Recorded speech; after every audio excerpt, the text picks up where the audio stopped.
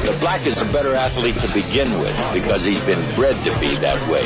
Because of his high thighs and big thighs that goes up into his back, and they can jump higher and run faster because of their bigger thighs. This goes back all the way to the Civil War, when during the slave trading, the slave owner would breed his big black to his big woman, so that he could have a big black kid. You're fired! We finally found the clip. Welcome to the Opie and Anthony program on XM Satellite Radio. It's a virus. You got to know that by now, the O&A virus. Yeah. Slowly but surely spreading across America and now spreading across Canada. You got to love that. Well, that was great to hear the Jimmy the Greek clip again. We've heard that in years. We've been looking for this Jimmy the Greek clip for, a few years now. Yeah. What was it? He was at some kind of function and he had a few drinks? It wasn't. He was just sitting down at a table. Dinner. A dinner, yeah. Having a few drinks, camera in his face, microphone, and I don't know how that conversation got rolling. I guess they were talking about probably some sports figure, and he fell into that little train of thought. Absolutely the truth, though. Never understood why he got fired behind his kid. Yeah, there are some truths that are unspoken. You just can't say it. It was just the truth. It was just like, they bred big black niggas with big black nigglets to make big black babies. They didn't want some skinny weakling guy. That's what they did. And then is that why black is a better athlete? Maybe white people was upset that they said black was better athletes. Yeah, maybe that was it. Pissed the white man off. Because the reason they are is exactly what that was. Just what Jimmy the Greek said. But back in the day, I don't think you could say that stuff. Can't say it now. I think he would have got away with it today. No way. Absolutely not. He would have got fucking not only fired, he would have kept getting rehired so that they could keep firing him. That's what I mean. That would be the difference. You're right.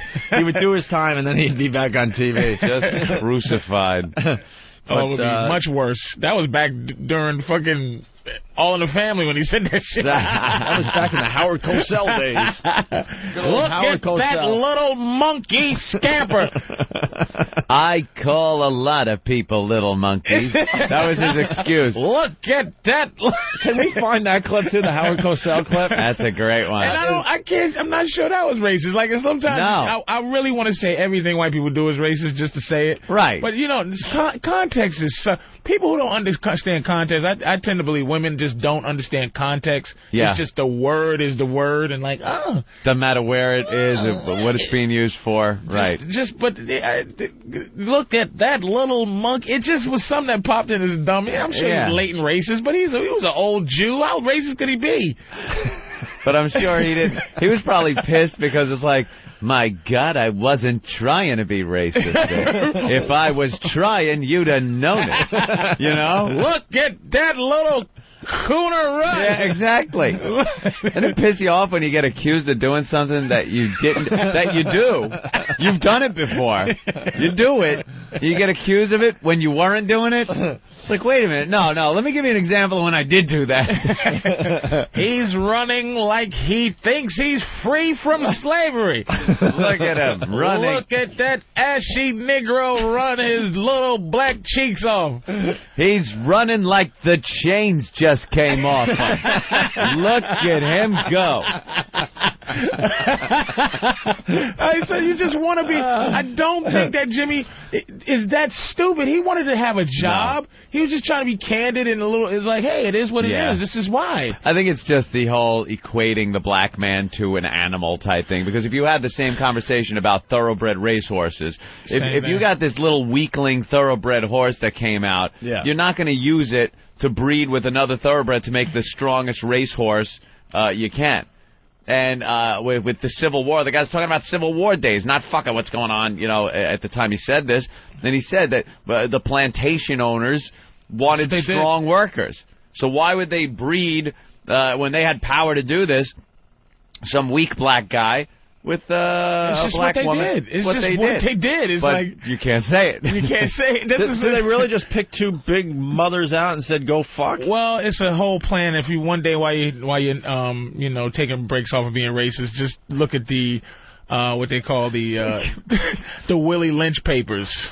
Willie Lynch? The Willie Lynch theory. It's supposedly quote unquote urban legend, but it's not urban legend. It was the plan on how to design slavery because how to keep black people enslaving themselves is the plan. It's very really? Yeah, and it's based on horse breeding. Really? It's based on horse strange breeding. I brought that up.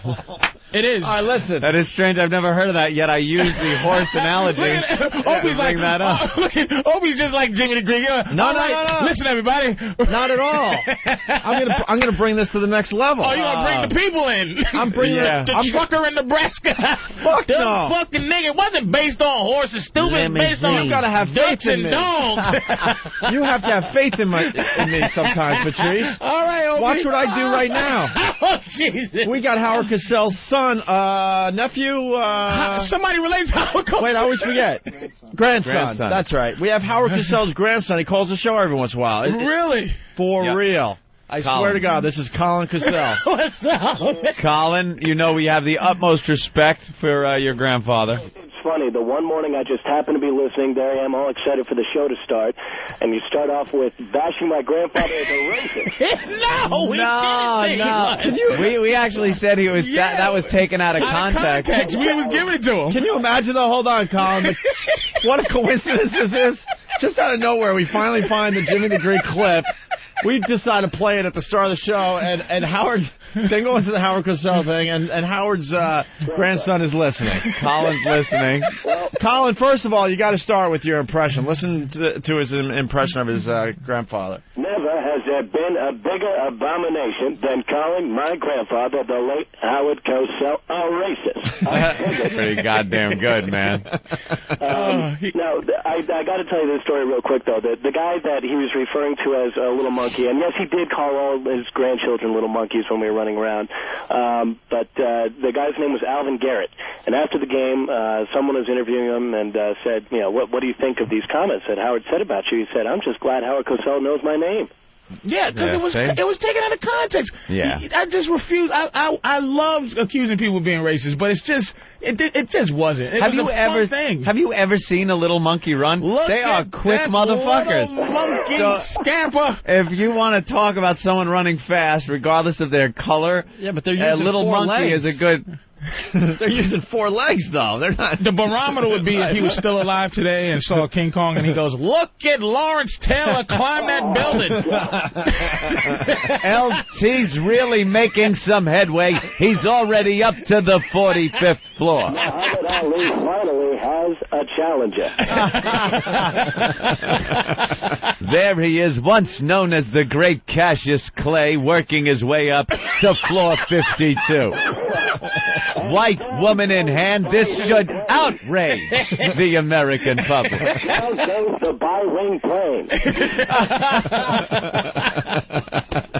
Oh, my God. That's just Ali with a right hook to a wing. The plane is down. The plane is down. Oh, look at that little Ali scamper. The casting crew of To Kill a Mockingbird still outraged by the blonde woman in his hand. No, he was completely vindicated for that, you know. Well, I mean, you know, he had, after all those years of supporting Jackie Robinson and Muhammad Ali, and then you have one little slip-up one night, and everyone's like, he's a racist! Yeah. And, you know, that's the media for him, so fuck him. That's what I say. Yeah. Down with the media. Oh, Colin.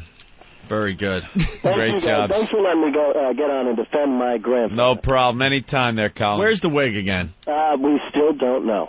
Someone has the wig. You mention this every time I call, and I still don't know. I've checked eBay. I have no idea. We're trying to find the wig. Turns up on eBay. Imagine what Howard Cosell's wig would go for. 50,000, 60,000 probably. At least. Yeah. Probably less than his jacket. I'm sure like his ABC Monday Night Football jacket. I've got his entire wardrobe in my closet, actually. Really? Yep. Wow. You got the ABC Sports jacket? I do. Holy shit. All right, bring it in. That's a biggie. I was going to come in. I was waiting till Jimmy was back because I, sort of know him because we did a little bit of comedy together. But I was going to bring in some of my grandfather's original ties for each of you. Dude, what is the jacket in good condition, like, or is Absolutely.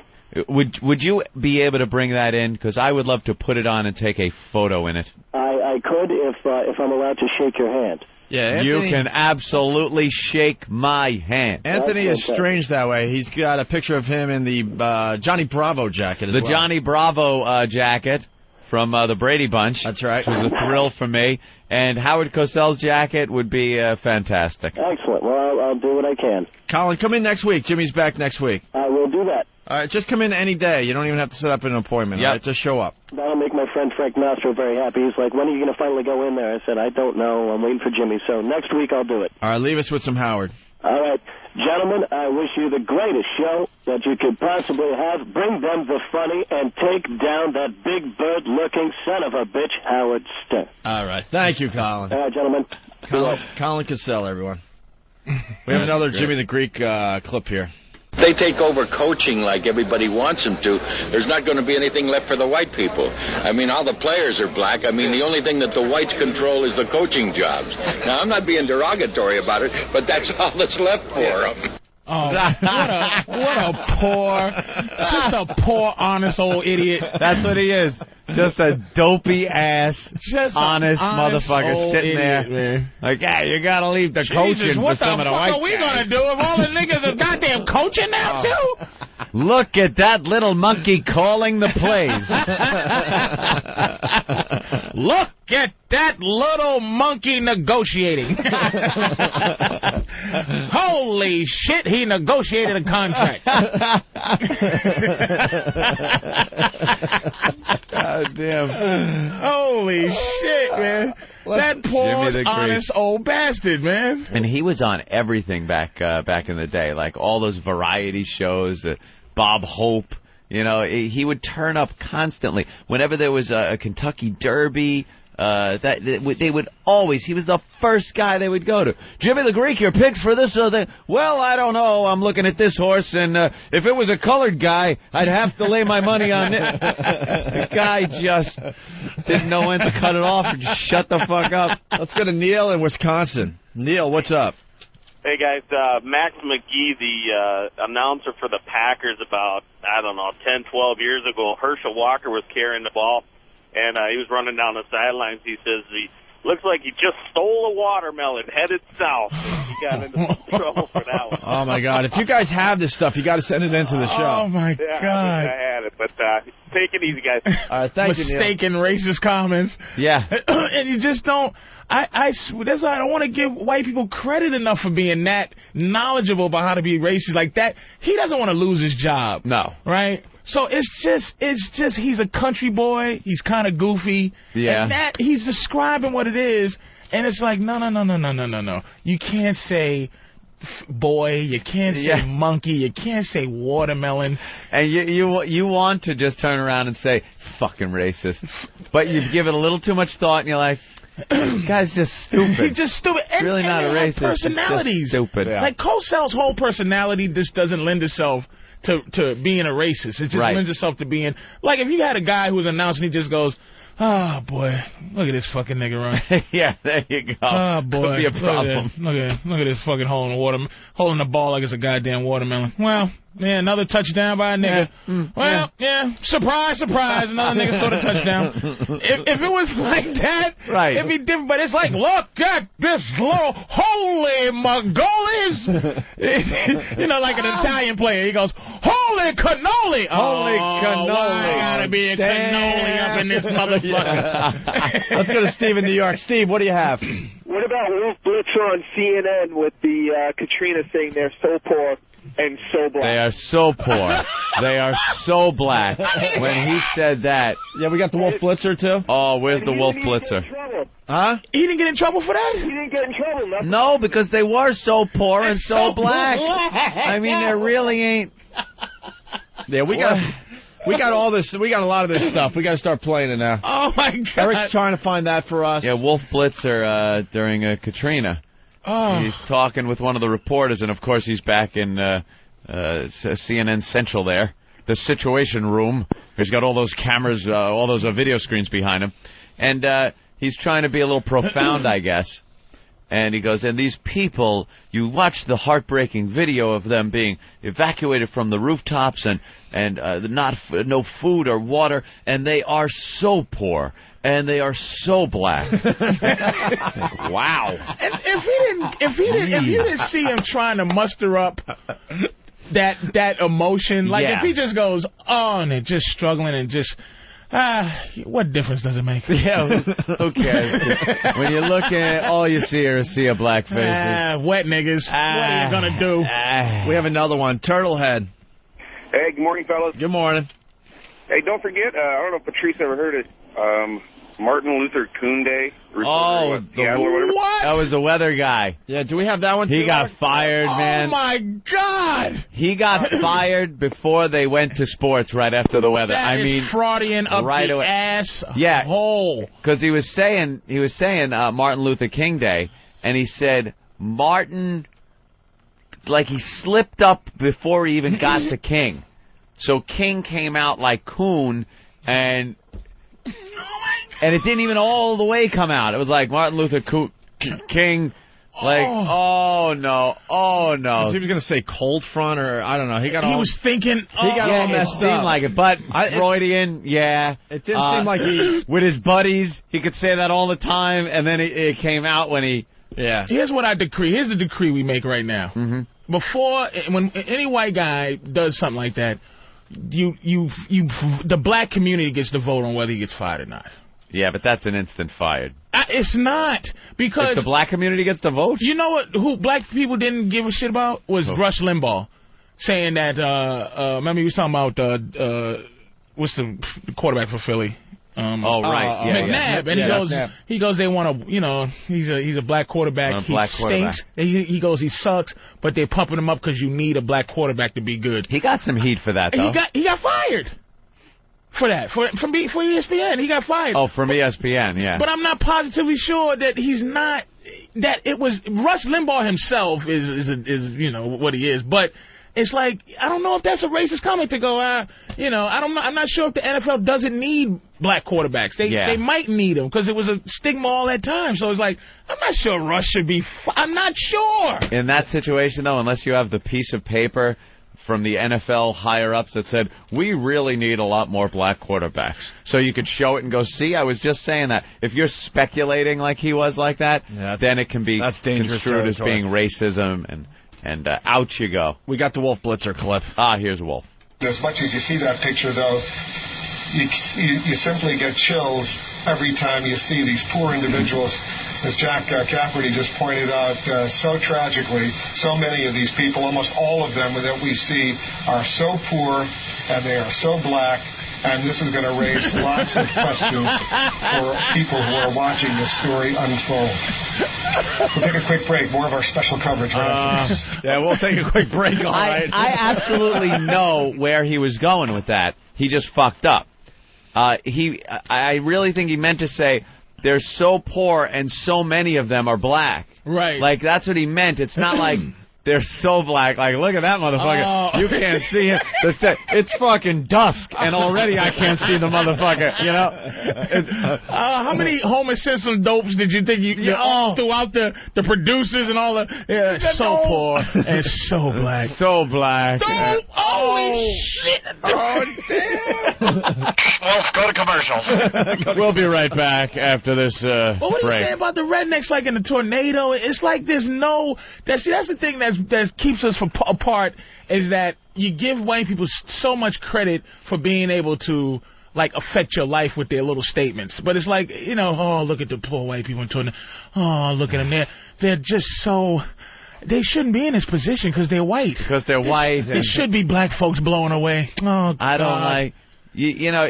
when you see large groups of white people carrying babies and food over their back and stuff, you're like, why are they in that position?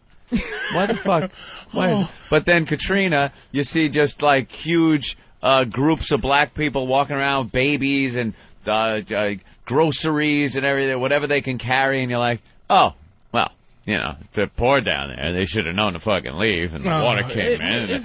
That's why they're trapped on the rooftops. They don't fucking listen to the goddamn news. What the fuck? They listen to their hip-hop music. They ain't got no... Maybe if they turn the hip-hop off every once in a while and put on a fucking news station, they'd have known this shit was coming. Turn on BET. Put on a little CNN. I'm sure BET didn't have the fucking map with the hurricane going, it's coming your way, motherfucker. They thought it was a new video. Katrina hits. Oh, shit, Katrina hitting. Katrina dropping. When's Katrina dropping? Is she open up for Beyonce? Oh, man. Let's go to Georgia. Eric, what's up? Hey, you guys, the sports stuff is hilarious, but about 2 years ago, this running back from, I think it was either Virginia or Virginia Tech, he made some, like, ridiculous 95-yard run or something, and after the game, one of the sports reporters was asking him, what was he thinking about when he was doing the run, and he was like, to be honest with you, I just pretended I was being chased by the cops. That's funny. And he was a black kid, and it was just like the reporter sat there like he... wow. There's nothing better than watching the reporters in an uncomfortable situation like that, because I've seen anchor people where somebody, maybe the sports guy, because it's always the sports guy or the weather guy, just say something fucking stupid. Like, the anchors usually have it together enough to know that their career, they can fuck it up by saying something stupid. Sports and weather guys, they want to get their little moment in there, so sometimes they really fuck up and say something not even overtly racist, but just enough to make the anchors so uncomfortable that they won't even comment on it or acknowledge he said it or anything. So later on in the management meeting, they could go, well, look at the tape. I didn't even hear it. I'm just shuffling my papers. We'll be back with our top stories after we get this idiot away from my desk. I love it. All right, we can't find Martin Luther Kuhn. Oh. What about Joe, line 1 from Denver? I remember this one. All right, let's go to Denver. Joe? Hey, what about when Tiger Woods won his first... Oh, yeah. Fuzzy Zeller. Win it. You get to pick the menu for the next year, and Fuzzy says, well, I guess next year we're having fried chicken and watermelon. Oh, God. But see, black people, this is a war between white people. Black people really think some of that shit is hilarious. It's just that we gotta keep you motherfuckers in check when you just say goofy shit like that. Right. But it's hilarious. We would say that to each other. Yeah. Right. We trash Tiger Woods. Black people trash Tiger Woods ever since he goes, I'm Caucasian, and it's just like, motherfucker, you a nigga. Don't you forget it. You googie nigga. You ain't no cobbler fucking Asian motherfucker. Cobbler Asian. The hell is that? Cobbler. I'm Caucasian. I'm half the... Shut the fuck up. Goddamn Porsche fucker. You are a nigga. And that's how you gonna get treated. Didn't Fuzzy Wuzzy let you know that? Fuzzy let you know that. And Fuzzy's defense was, no, we say this shit all the time. All the time. And they in the locker room. They do. You know they fuck with that half a black Asian mother. You know they mess with Tiger's head like that. And you know something? He gets them back tenfold by kicking their fucking asses out there on the course. If you guys got some of these clips, send them into the show, because we don't have all of them, unfortunately. Yeah, we got to scrape these up. We did find tax cunts, by the way. Oh, we did? Yeah. I mean, it's sort of in the same category, but yeah. News someone, people fucking up. Misspeaking. Here's that was Tom Brokaw. Tom Brokaw. Doing some kind of special. He was standing on a runway right next to an airplane or some shit. This is one of our favorites of all time. And he was meant to say the presidential tax cuts. And he's got such a bad speech impediment. This guy, obviously, everyone knows he's just retired recently, but had a long, illustrious career as an anchorman for NBC Nightly News, could not speak. He had one of those lisps where you can't say your L words. It comes out like just this compression between the back of the tongue and the top of your mouth. So you sit there, NBC Nightly News, I'm Tom Brokaw. Today's top story, Leon Klinghoffer pushed off the deck of the Achilles. I couldn't say it. I saw that clip years ago of him saying that and was like, this motherfucker can't talk. He's the top dog at the news organization. And he can't say an L. And here he is screwing up tax cuts. Listen to the little gap right after he said it when he knew he fucked up. But if the gap was any longer, he knew people would know he fucked up. So he trudges on like a pro. The key component in what the president insists is a job stimulus program. Ohio, a strong Republican state, is hurting economically. And as NBC David Gregory reports tonight, the president took his message right to a powerful Ohio Republican who is not convinced the tax cuts are the answer. Tax cuts. That long space sounded like 20 years, didn't it? Oh, yeah. Tax cuts. And to watch the video, it's a flash that comes over his face. Doesn't last more than a quarter of a second, but you see it. He panics. His eyes get a little wider, that delay, and then goes right back into it. He pro'd his way through it? Like, because it was live, you know? It was fucking live, man. I think the best way to do it is to just pretend you did not know. If you say, like, so poor, so black, you just... But see, Wolf did a good job. That's what Wolf Blitzer get. That's that thing where emotions for an emotionalist kind of person comes in and he's feeling emotional and it fucks up his entire rhythm because usually he's just disconnected, so poor, and so many people are black and it's this is just a tragedy, but it's just so poor. So black. So black. I so fucked that line up. Oh, so wet and so crispy. So nappy-headed. Like, just fucking... Nothing beats the kayaks, though, with Celine Dion. Oh, Celine. Just losing her mind. Did you hear the kayak one? No. This is... got shit to play for you. When the victims of Katrina are on TV, and it was 24 hours a day, I mean, everyone watched it, and all the celebrities had to get involved. Sean Penn down in the boat with his shotgun and helping people get out. And Celine Dion on Larry King starts talking and gets very emotional about this whole thing and just babbles like an idiot, like the idiot she is. She is mentally retarded with a Vegas show. That's what it is. A retard with a Vegas show. Yeah, before the kayak one, listen to this. You know, some people are stealing and they're making a big deal out of it. Oh, they're stealing 20 pair of jeans or they're stealing television sets. Who cares? They're not going to go too far with it. Maybe those people are so poor. Some of the people who do that, they're so poor, they've never touched anything in their lives. Let them touch those things for once.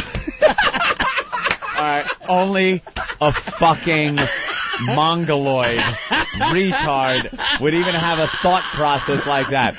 That they're not stealing. Oh, you can touch this plasma TV, but you can't have it. That's because she doesn't have a history of having an emotion. So the emotional thing to say is, man, who gives a fuck about those televisions? Yeah. And just, who cares? And end it. But she's trying to be so profound in her new emotion that she's discovered. Need to touch it. No, look, Celine, let me clue you in. They don't just want to touch it. They want to take it, as many as they can, keep them bone fucking dry, so when this shit clears up, they can sell it and make a lot of fucking money. It has nothing to do. There isn't a tear in the gentleman's eye as he's like, never thought I'd touch this. Look at this Panasonic. Yeah. Not only am I going to touch it, I'm going to take 20 pairs for myself. Oh, Cleon, there's no electricity. I just want to touch it, man. I want to touch the fucking thing. I just want to touch it. You know something? You can touch it. I never. That's her emotion. She just discovered something she just didn't know she couldn't control. It's like a science fiction movie where an emotionless robot finally gets the chip that gives him emotion. That's what she was like. She didn't know how to handle it. What is this thing leaking from my eye? It's a tear. Oh my God, tear. Feelings. I am disturbed by these feelings. I cannot deal with this. What? I feel a pain that is not truly a pain in my midsection. Feelings, nothing more than feelings. Trying to forget my feelings of love. Just let them touch it. Just let them touch it. I'm sure that's all they want. Why, I'm crying. That's what she is. You're right. She just got hit with it. It was emotion. Self-importance. Yeah. It had nothing to do with Katrina. It was just her jerking herself off because she was feeling that way at the time. Yeah, I'm going to tell you the one true emotion out of the whole thing, and is that goddamn Kanye West is just... right. And, but see, Michael Myers in that clip, I don't know if you ever saw that thing, and I know you guys had to talk about it many times. Hell yeah. But it's just like you can just... That is the pain of being phony in Hollywood. It's just... You can't deal with that. If Michael Myers called himself a comic when fucking Kanye said, and George Bush don't care about black people, I'd have started I would have laughed so hard at him trying to collect this emotion and saying that crazy shit, and then watching Mike Myers try to disconnect. It's like, motherfucker, you're a comic too. Just start laughing. Just go start with it. Laughing just at look that at. Imagine if he turned to him and looked at him like it, put his eyebrows up and just went.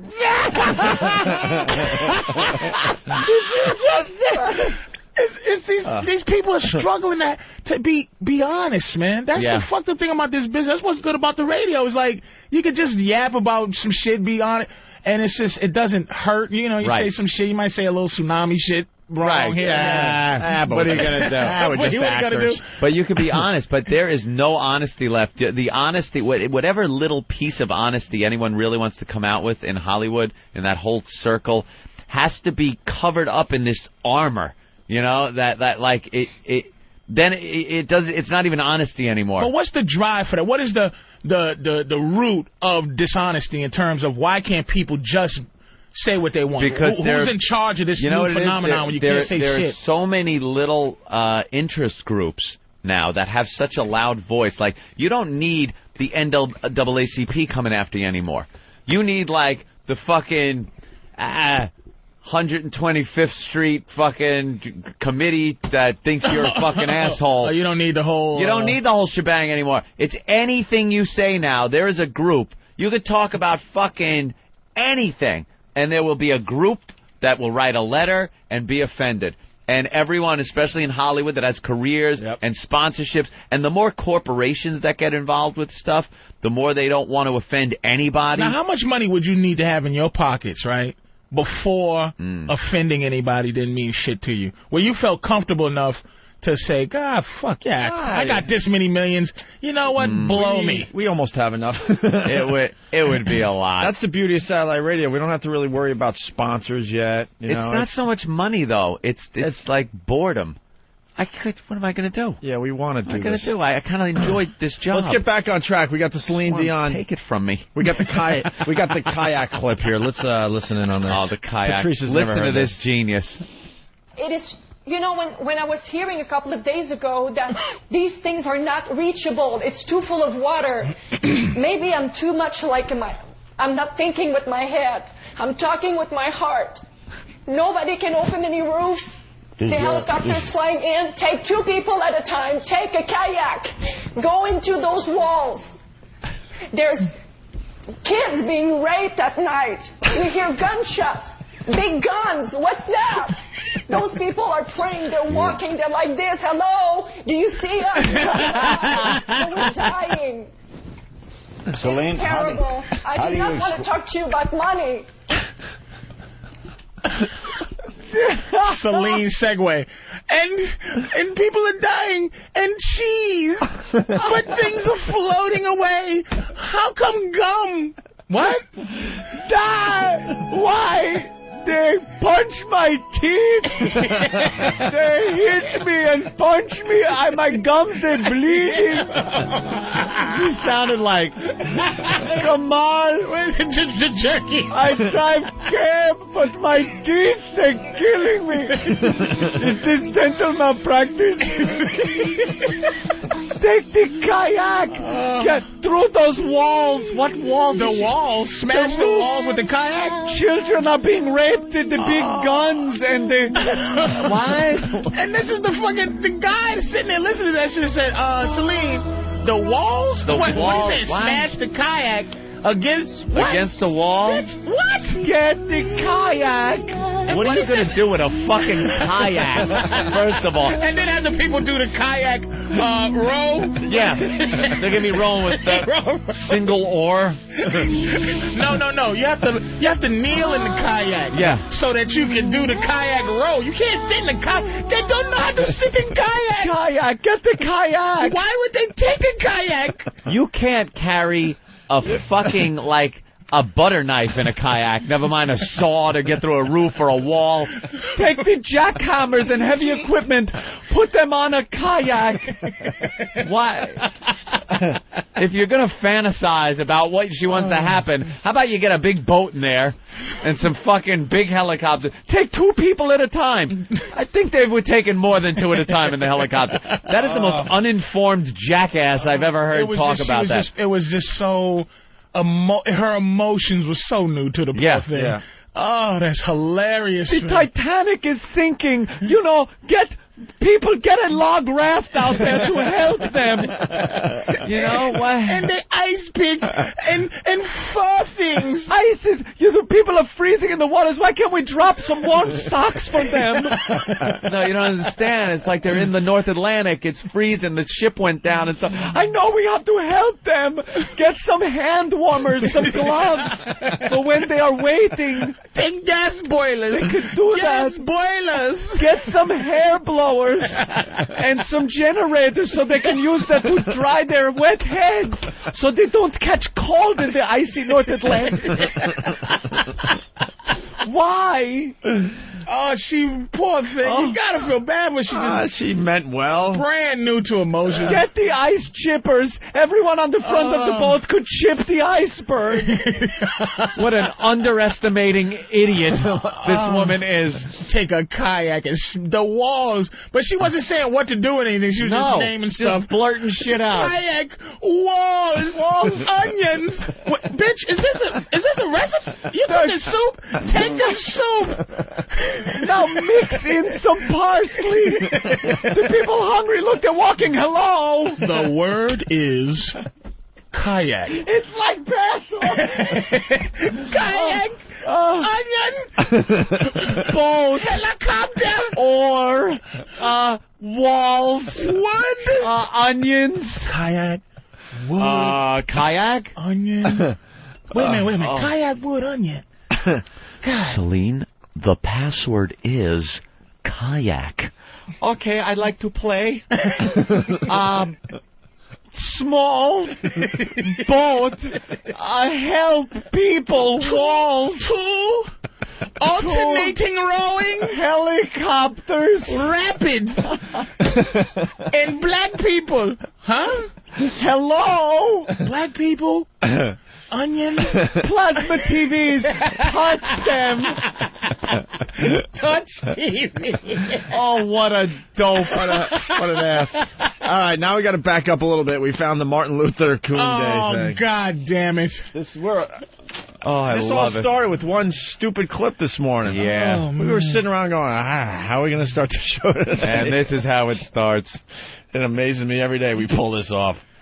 The next couple of days, temperature is going to stay well above normal after a couple of days well below normal. Here's a look at your extended forecast for tomorrow. Sunshine, 60 degrees, Martin Luther King Jr. Day. We're going to see temperatures in the low 60s and mostly sunny skies. Look at that as we head toward Wednesday, Thursday, and you're Friday. fired. And that guy's body temperature is about 120 right now. Oh, my God. I just went, they gave him the Oscar too long speech music.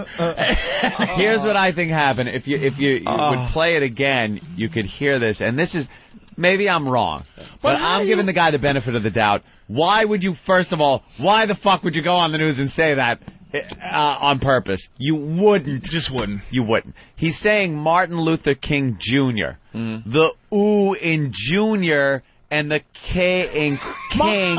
Did you ever mix shit up? So he mixed King and Junior and got Coon. Martin Luther Jr. He would have gotten Martin Luther Coon Kingier. But say Coon and King. King starts out completely Yeah, but if different. he had Junior, you ever get ahead of yourself in your head as you're speaking? So as he says the K for King, he's already got the ooh for Junior, so it's Junior. But he corrected himself too soon, I think. It's a wonderful day here on George Washington. What? Washington Day. George Woodentooth. George Washington. Let's listen again here. The next couple of days, temperature is going to stay well above normal after a couple of days well below normal. Here's a look at your extended forecast for tomorrow. Sunshine, 60 degrees, Martin Luther King Jr. Day. We're going to see temperatures in the low 60s and mostly sunny skies. Look at that as we head toward Wednesday, Thursday, and Friday. Do you think the sweat just immediately was on his forehead? I got a warm front going across my forehead right now. You know all that mud makeup that they put on your face? Yeah. Do you think it just started dripping down like a landslide over his eyebrows? Yeah. His head, he's like sweat. He's like, I'm really fucked. I'm fucked deeper than a Doppler 2 million. I'm Doppler 3 million fucked, baby. On this one. We'll have the rest of the forecast tomorrow. Honey, if you can hear me, get my resume to Kinko's, please, immediately. Fire. But did he say the N in coon? No, it was like cool. Well, he could have said cool. I thought I was going to mix cool and Martin Luther King. Cool Jr. Maybe he was trying to fit the word cool in there. That somewhere. was a slip-up. He couldn't get out of that. He couldn't talk out of that. But it could have been Freudian, too. This motherfucker could be the most racist guy that's going, another Martin Luther King Jr. Day we got to sit through, huh, motherfuckers? I got to do my weather. Yeah, let's go. I got to do my weather. I'll be right back, though. Let's go to Ray in Virginia. Ray? Hey, man. Hey. Hey, you guys need to try to find the one where Shepard Smith makes a huge mistake. He's talking about J-Lo, and you know how he always does his little funny little sayings he does? He gets tongue-tied. Yeah, I remember this one. Do we have that one, Hawk? Yeah, we're looking for it right now. Shepard Smith J-Lo comment. What'd he say? The look on his face is priceless. Then he apologizes. You can just see it on his face like he's saying, oh, I am so He says fine. blowjob, basically. Yeah, not basically. Yeah. He says blowjob. He says blowjob instead of, I don't even remember what he was trying to say at the time. Yeah, we'll try to find that one. Damn it, I love that one. Thanks, buddy. All right. Oh, that Celine Dion is just... Oh, is she just a raving lunatic? She is so far from knowing what is going on in the real world. Like, she was a star pretty young on. Yeah, she was and a long time. Just now in Vegas, she's got like some palatial mansion. She goes to her own theater for a show every night. What does she know about these people down there in New Orleans? Nothing. Thinking a kayak. What the fuck? That's a rich person recreational boat. Yeah. Is a kayak. That's all she knows. I've been kayaking once. Take all rich people. Why? There's no polo ponies. Get the polo pony. Take a gazebo. Take 3 gazebos for them. I can love. If everybody's maid and butler just chipped in to pull these people out, they would be safe. Oh God! Get them bidets, Larry. Get them some bidets. I heard in the stadium that they were in, there are no bidets. They are all going around with dirty heinies. Larry, what can we do to help? I don't want to talk about money. Is she a rip? Let's go to Larry in Michigan. Larry. Hey, boy. Call room service. Have them send food down. What's up, Larry? Hey, do you remember in the 90s when Jesse Jackson was appearing at a UAW rally and the president of the UAW had to introduce him, and he introduced him as Spear Chucker? Oh. What? I don't remember that. Yeah. Look, Who would do that? Look for the clip on the internet. You'll find it. Yeah, he introduced him. And you know what the guy's thinking? Talk about Freudian. He's thinking, now I got to get up there and introduce this motherfucking Spear Chucker. But he called him, I think he was well, if you guys got these clips, you guys send them into the show. God, that's doesn't genius. even sound like Jesse Jackson where you can, trip it up. Bear in Maryland. Bear. What's going on, fellas? What's up, man? Hey, how about that big knucklehead grease man, Waddle-doodle-laddle day? Remember when he did the Martin Luther King Day? If we just shot 4 more, we'd have a whole week off. That's Waddle-doodle. You never heard that one? Shit. Yeah. Oh, that was... Yeah. This is innovative racism. I didn't even hear this, man. He got fired for that one. Yeah, and then he comes back and gets fired for the no wonder they drag them behind trucks comment. Well, after they played What they play? Fuji's? I think it was a Fuji record he was, like, checking out. No, what's her name? From the Fugees. Lauryn Hill. Lauryn Hill. Plays the Lauryn Hill record. The radio guy. I heard of that The Greaseman. Waddle-dee-doodle. And he played it, and then he says, of course, not liking the music, he goes, well, no wonder they drag them behind trucks. Whoa, fired. Time for a bone dry. I'm out of work. Bone dry. Waddle-doodle. Time for the old unemployment line. Dragged, and that issue was so sensitive. I mean, that guy was ravaged. Yeah, but, well, then he goes on TV to talk about what we did with the whole Sex with Sam. Yeah, thing. and then after Sex with Sam, he's like, well, it was inappropriate behavior for the radio. All right, Mr. Drag him behind trucks. Yeah, right. Thanks for finding an expert. That is something, that whole issue that happened with that guy you have the Greaseman right? was something that should have been pulled from, like, footage from the 50s. You know what I mean? Not even the 50s. That's that's old 30s. The first talkie films racism. Like, that is beyond. Where Thomas Edison, they're like, oh, drag a nigga behind the truck, and Edison's like, Mary had a little lamb. Its fleece was white as snow, and everywhere that Mary went, the lamb was sure to go. No wonder they drag them behind trucks. Watson, come quick, I need you. There's a colored person behind me. But there was the Greaseman, like, right after it happened, too. Just joking. And no wonder they drag them behind trucks. Boot! He got the boot, never recovered from that either. No. He's on an AM station somewhere in the D.C. AM area. selling his own commercial time. Oh, wait, this guy knows. Brian in D.C. Brian? Hey, Greaseman's back on the radio in D.C. Yeah. Is he? A Fox News affiliate. I think it's like WMET 1160. Oof. Like I said, he's never recovered from that. All right, thanks, sir. For the next fuck up. How quick we just forgive. Forgive and forget. That goes to show you how little talent there is out there. Holy shit! Hold on a minute. Well, we forgive and can forget the other way too, because Jesse with fucking Hymietown, that should have he should have been gone. And here's the difference, though. It's like Jesse didn't even go oops, oopsie doodle. He just goes, Hymietown, and it's just like Hymietown. And you try to give him a chance to go, hey, Jesse, did you I understand what you mean. Hymietown. Yeah, I hear. You make a left at Jewville, and then you get on the Kike Highway, and it take you over the Hebe Bridge right into Hymietown. I'm going out to fly my kike. What did you just say? Did you slip up? No, I'm going to fly a Jew. What? Yeah, no apologies, nothing. No, nothing. I'm just flying Jew. And there he is. Whenever there's something, he's still on there, respected, everything. Doesn't matter. Hymietown. Doesn't matter. Fucking Al Sharpton was involved with that debacle case. What's her name? Tawana Brawley. With Mason and Maddox, those wonderful lawyers that they were disbarred. And nothing. He still, gets up there. He's respected. He's more respected now than he's ever been. Well, we get to do a few things. Yeah, you get a free pass. Yeah, they get the fuck up too. We don't get reparations. Those goddamn gooks got reparations. They get money, those damn Japs, for being in a camp for 2 days. We locked them up for a couple of weeks during a war. You locked us up for a couple of goddamn eons. We can't be racist from time to time. We never knew what the hell they were going to say, those Japs. Now we got to back up a little bit. We found the Shepherd Smith. Shep. J-Lo's new song, Jenny from the Block, all about Lopez roots, about how she's still a neighborhood gal at heart.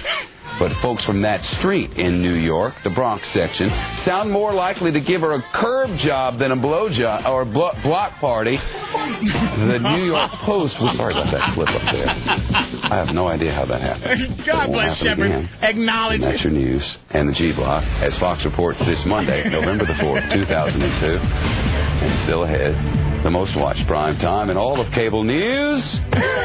Yes. All right. Wow, you could hear it in his voice at the end of that. He's like, oh, man, am I going to get through this? You can hear it in his voice like, oh, damn. What a pro, though. He built his confidence back up like his motor stalled, and he started to back up. Blowjob, boy, I didn't mean that. Block party. I'm sorry. And then now let's get going now. Let's do the crazy thing. Coming up next, O'Reilly. We hit the G-block, baby. O'Reilly with some ass sex. Oh, fuck. What did God damn. I didn't mean it. I apologize for that. But he kept himself from getting fired because he acknowledged. It's like, whoa, that was just a slip up. He didn't pretend. No one could say it. That's what you got to do. Be human. Acknowledge it. Be human. All right, let's go to Fled in Pennsylvania. Fled? Hey, guys. Hey. So I wonder if you remember when Doug Williams was the first black quarterback to play in his Super Bowl, and some chick, the first question out of her mouth was, excuse me, how long have you been black? Wow. Are you kidding? I swear to God. It's got to be somewhere out there I have to look for. Yeah, once again, if you guys have these clips, please send them in to steve@foundrymusic.com. Thanks. All right, bunch now. I think we have one more, and we'll take a break finally. Let's say hi to Chris from whackbag.com. Chris? Hey, love your show, guys. Thanks, Chris. Hey, man. Hey, do you remember back in '94 when Bill Clinton was being interviewed on BET, and he said, and I quote, doing the fucking air quotes here in the car, and he says, and I such a fucking faggot. You know who's ass? Anyway, he said, black people watch the same TV news at night that regular people watch. And that's what white people think. Oh, wow. Yeah, you know, they're almost like real people. They're almost regular. Really? You know who Nirvana is? You're really regular. That is hysterical. You was irregular before. There are times, though, you don't know what to say. Like there'll be maybe a kid with Down syndrome or something, and you'll see him do something that amazes you that they're actually capable of doing that. And you'll say, wow, he was doing it like a normal person or a regular person. And that is so un-PC, but it's the truth. That's what it is. Right. You say normal person, and then people argue, well, what is normal? Right. You know, you're judging what's normal. No, I know that ain't normal. That ain't the norm. I thought every time you said something, every time a person says something that's politically incorrect, like you go, oh, wow, I thought that was something normal. I thought that only you got offended and the person you was talking about didn't give a shit. Right. But I thought midgets was something that regular tall people was getting angry at. Midgets don't like the word midget. No, they hate it. I thought midgets, hey, you little midget. And he's like, hey, that's what I am, baby. But he's like, I'm a little person. Little person. Motherfucker, you a midget. Little person. What? You're not a little person. That puts too much pressure on me to be considerate of your fucking thing that is evidently a problem. You know what I'm saying? It's like you are a goddamn midget, motherfucker. Don't put me in a bad spot. What's so wrong about that, too? It's a great word. What's wrong with midget? What is wrong with that word? I don't understand. It was never used as a derogatory term towards midgets, towards little people. It was just never like, you fucking midget.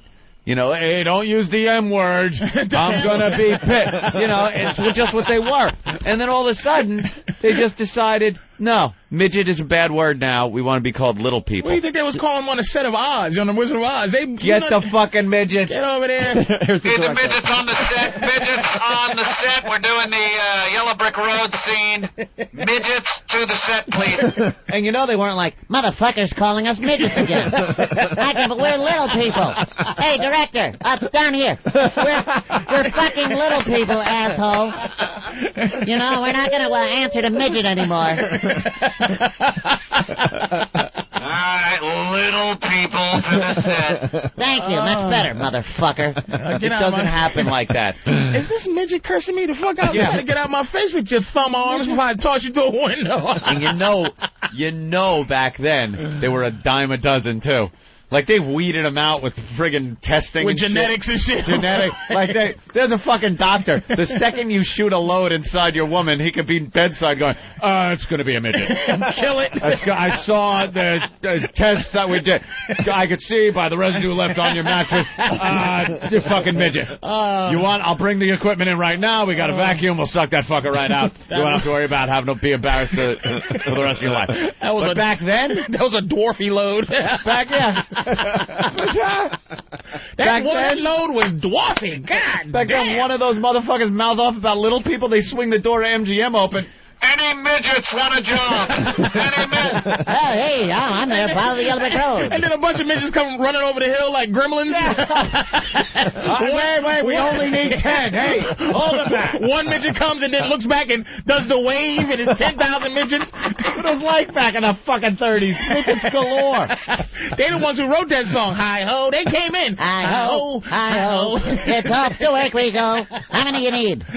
We got 50 here. We only need 10 fucking midgets. How are we going to control all these midgets? Don't worry. The king of the midgets.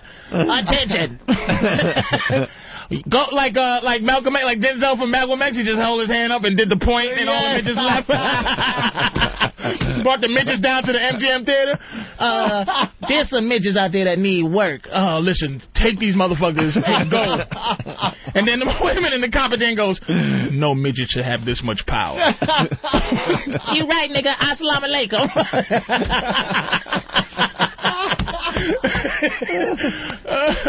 Goddamn midgets. Nowadays, though, you know, you gotta little people, man. Only a few of them. You don't see them just trucking down the street as many as you used to. Wow. In the 20s, it was the 20s, just all over. The whole world was half midget. Fucking.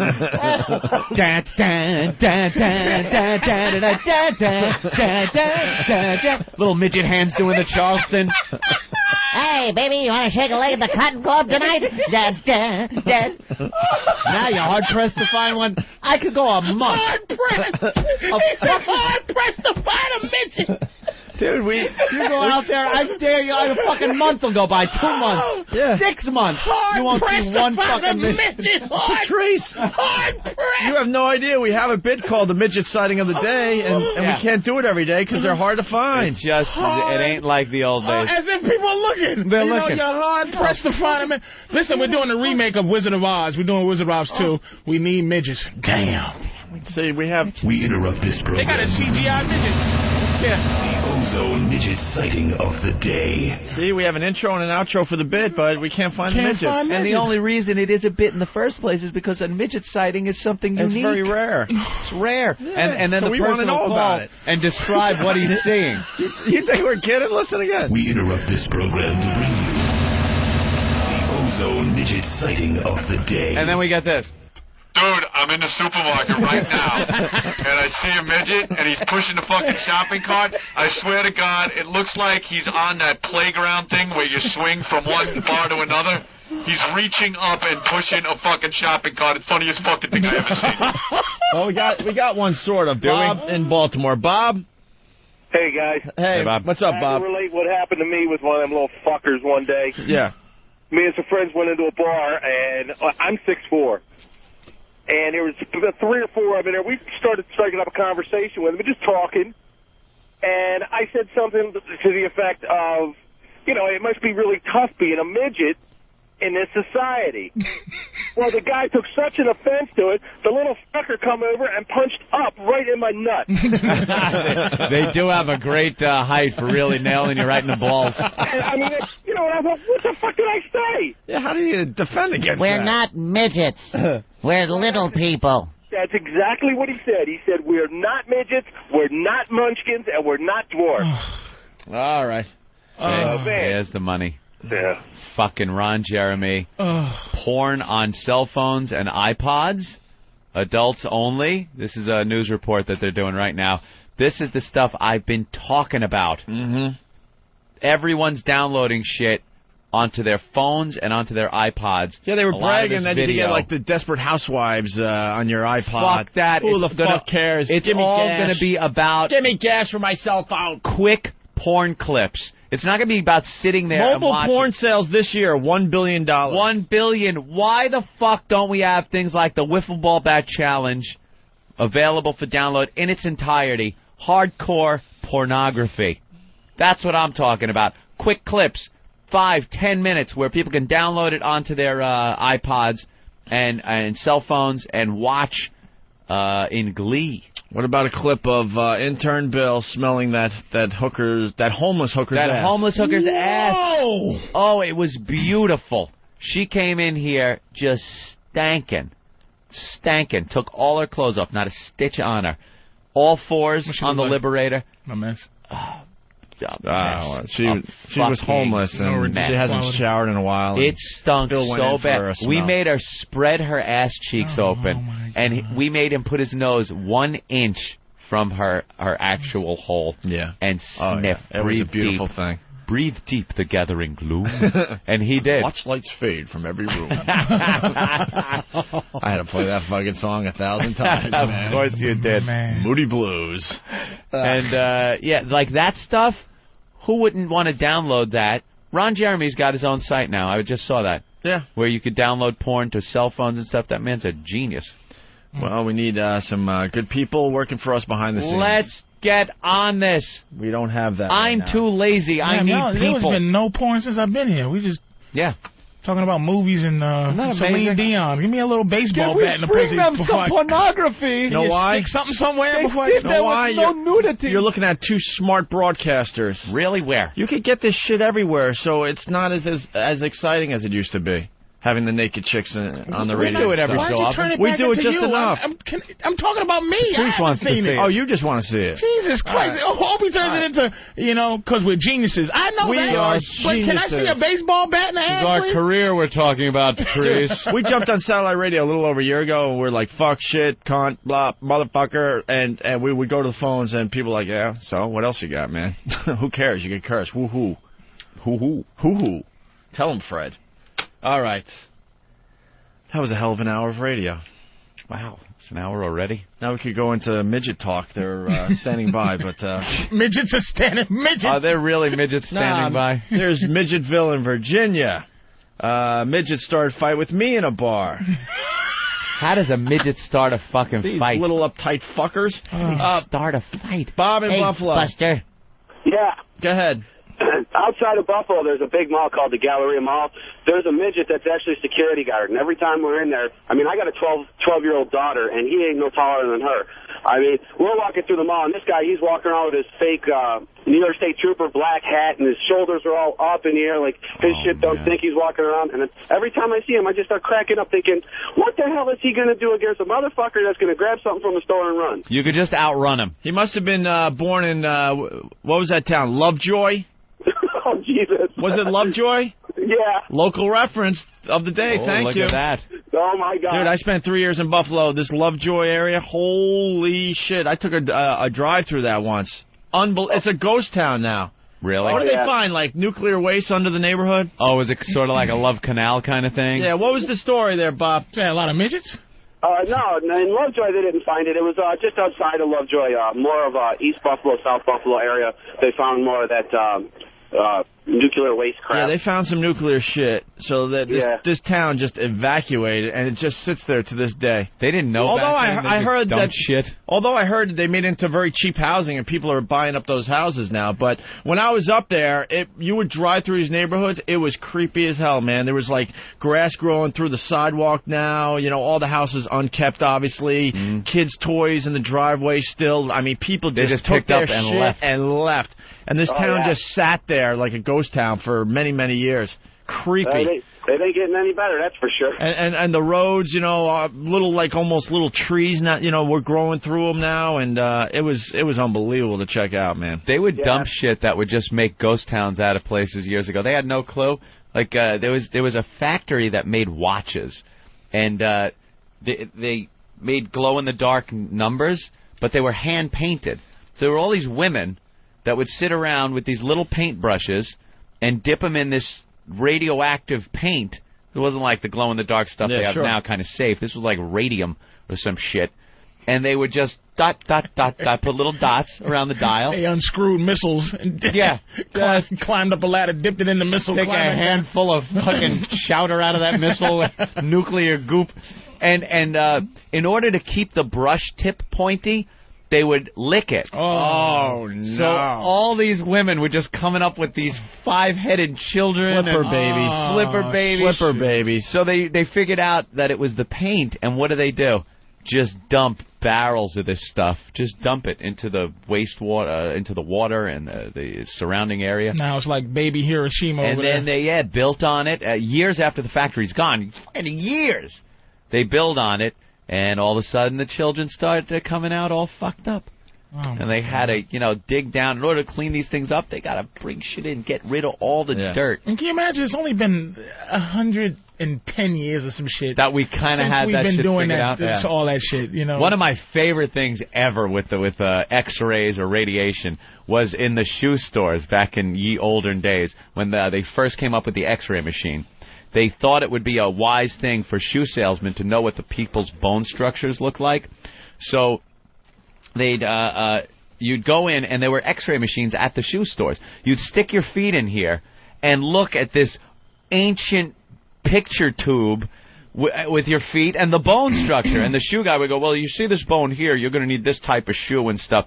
Meanwhile, they're over-radiated, like more radiation you would ever need for like a lifetime of X-rays on your feet are being pumped into these people. And again, just...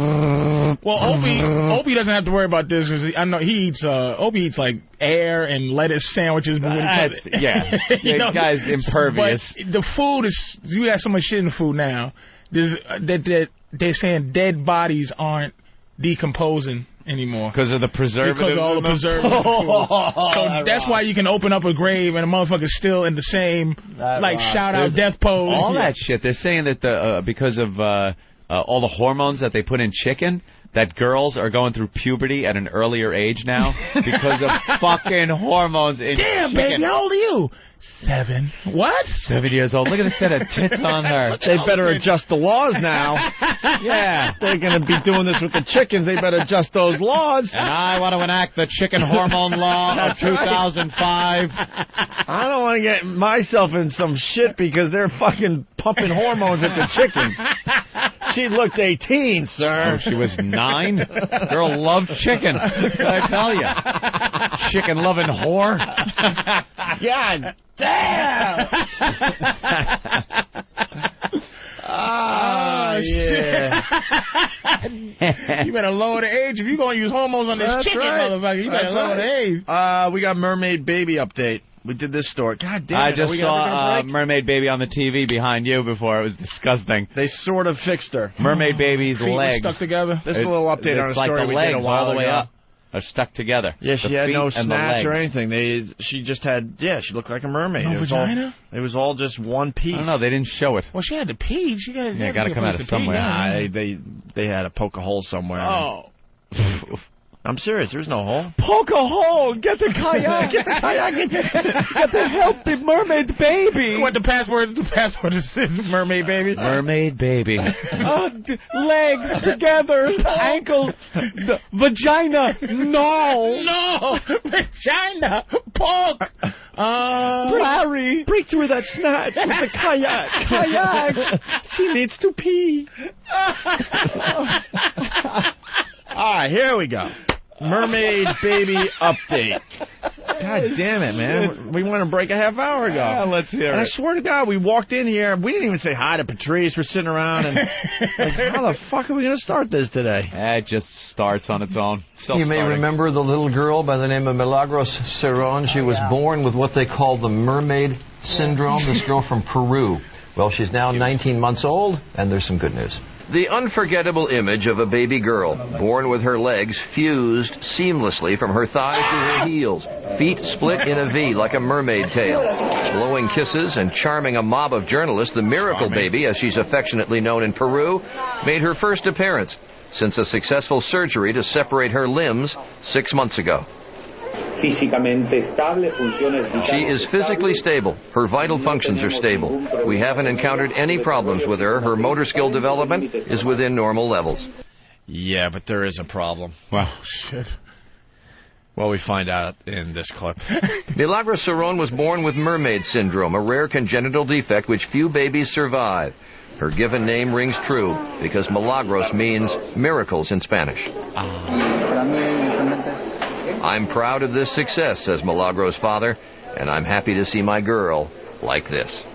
She actually has further problems, though, because she was born without hip sockets. And so while she's trying to stand up, as any little girl would, not able to do so. But anyway, nice smiling face. We'll be back. No, but anyway, nice smiling face. But anyway, that's the best you can say about someone. She can smile and drool. Still smile, thank God. Right? Get her the hip sockets. My daughter has squiditis. She has 8 arms. She's going to be jerking off 8 motherfuckers at once. We have to do something about it. Yeah, they call it something all nice, the mermaid syndrome. The mermaid it's syndrome. like Ariel.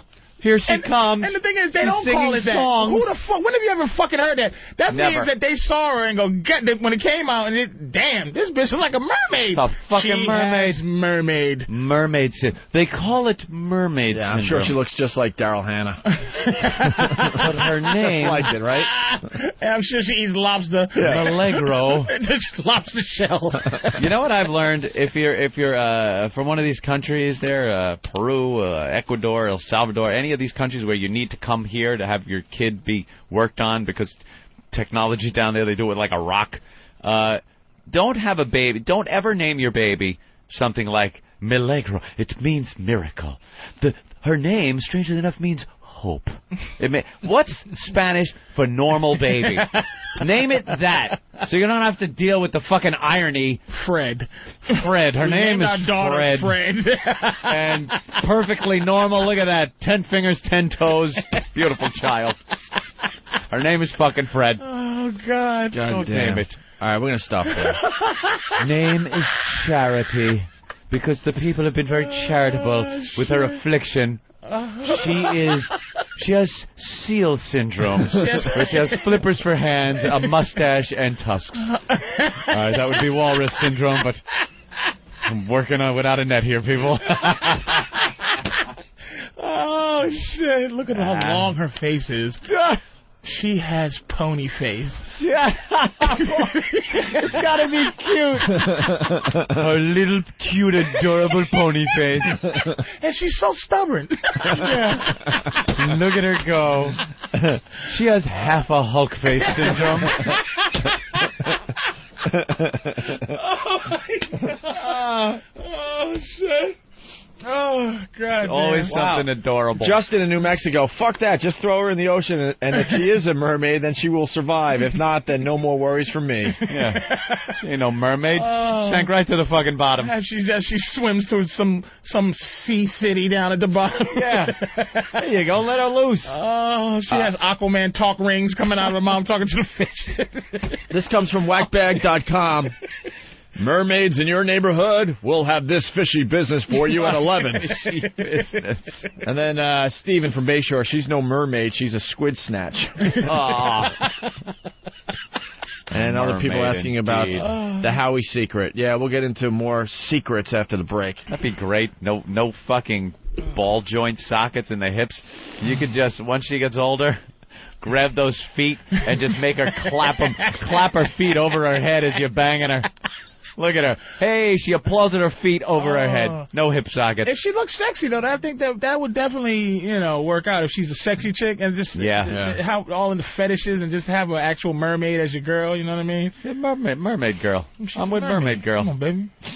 Bitch, sit on that rock over there in the middle of the ocean. Hey, someone grew up in that Watchtown you were talking about, Anthony. Scott the trucker. Scott? Hey, what's up, guys? Hey, man.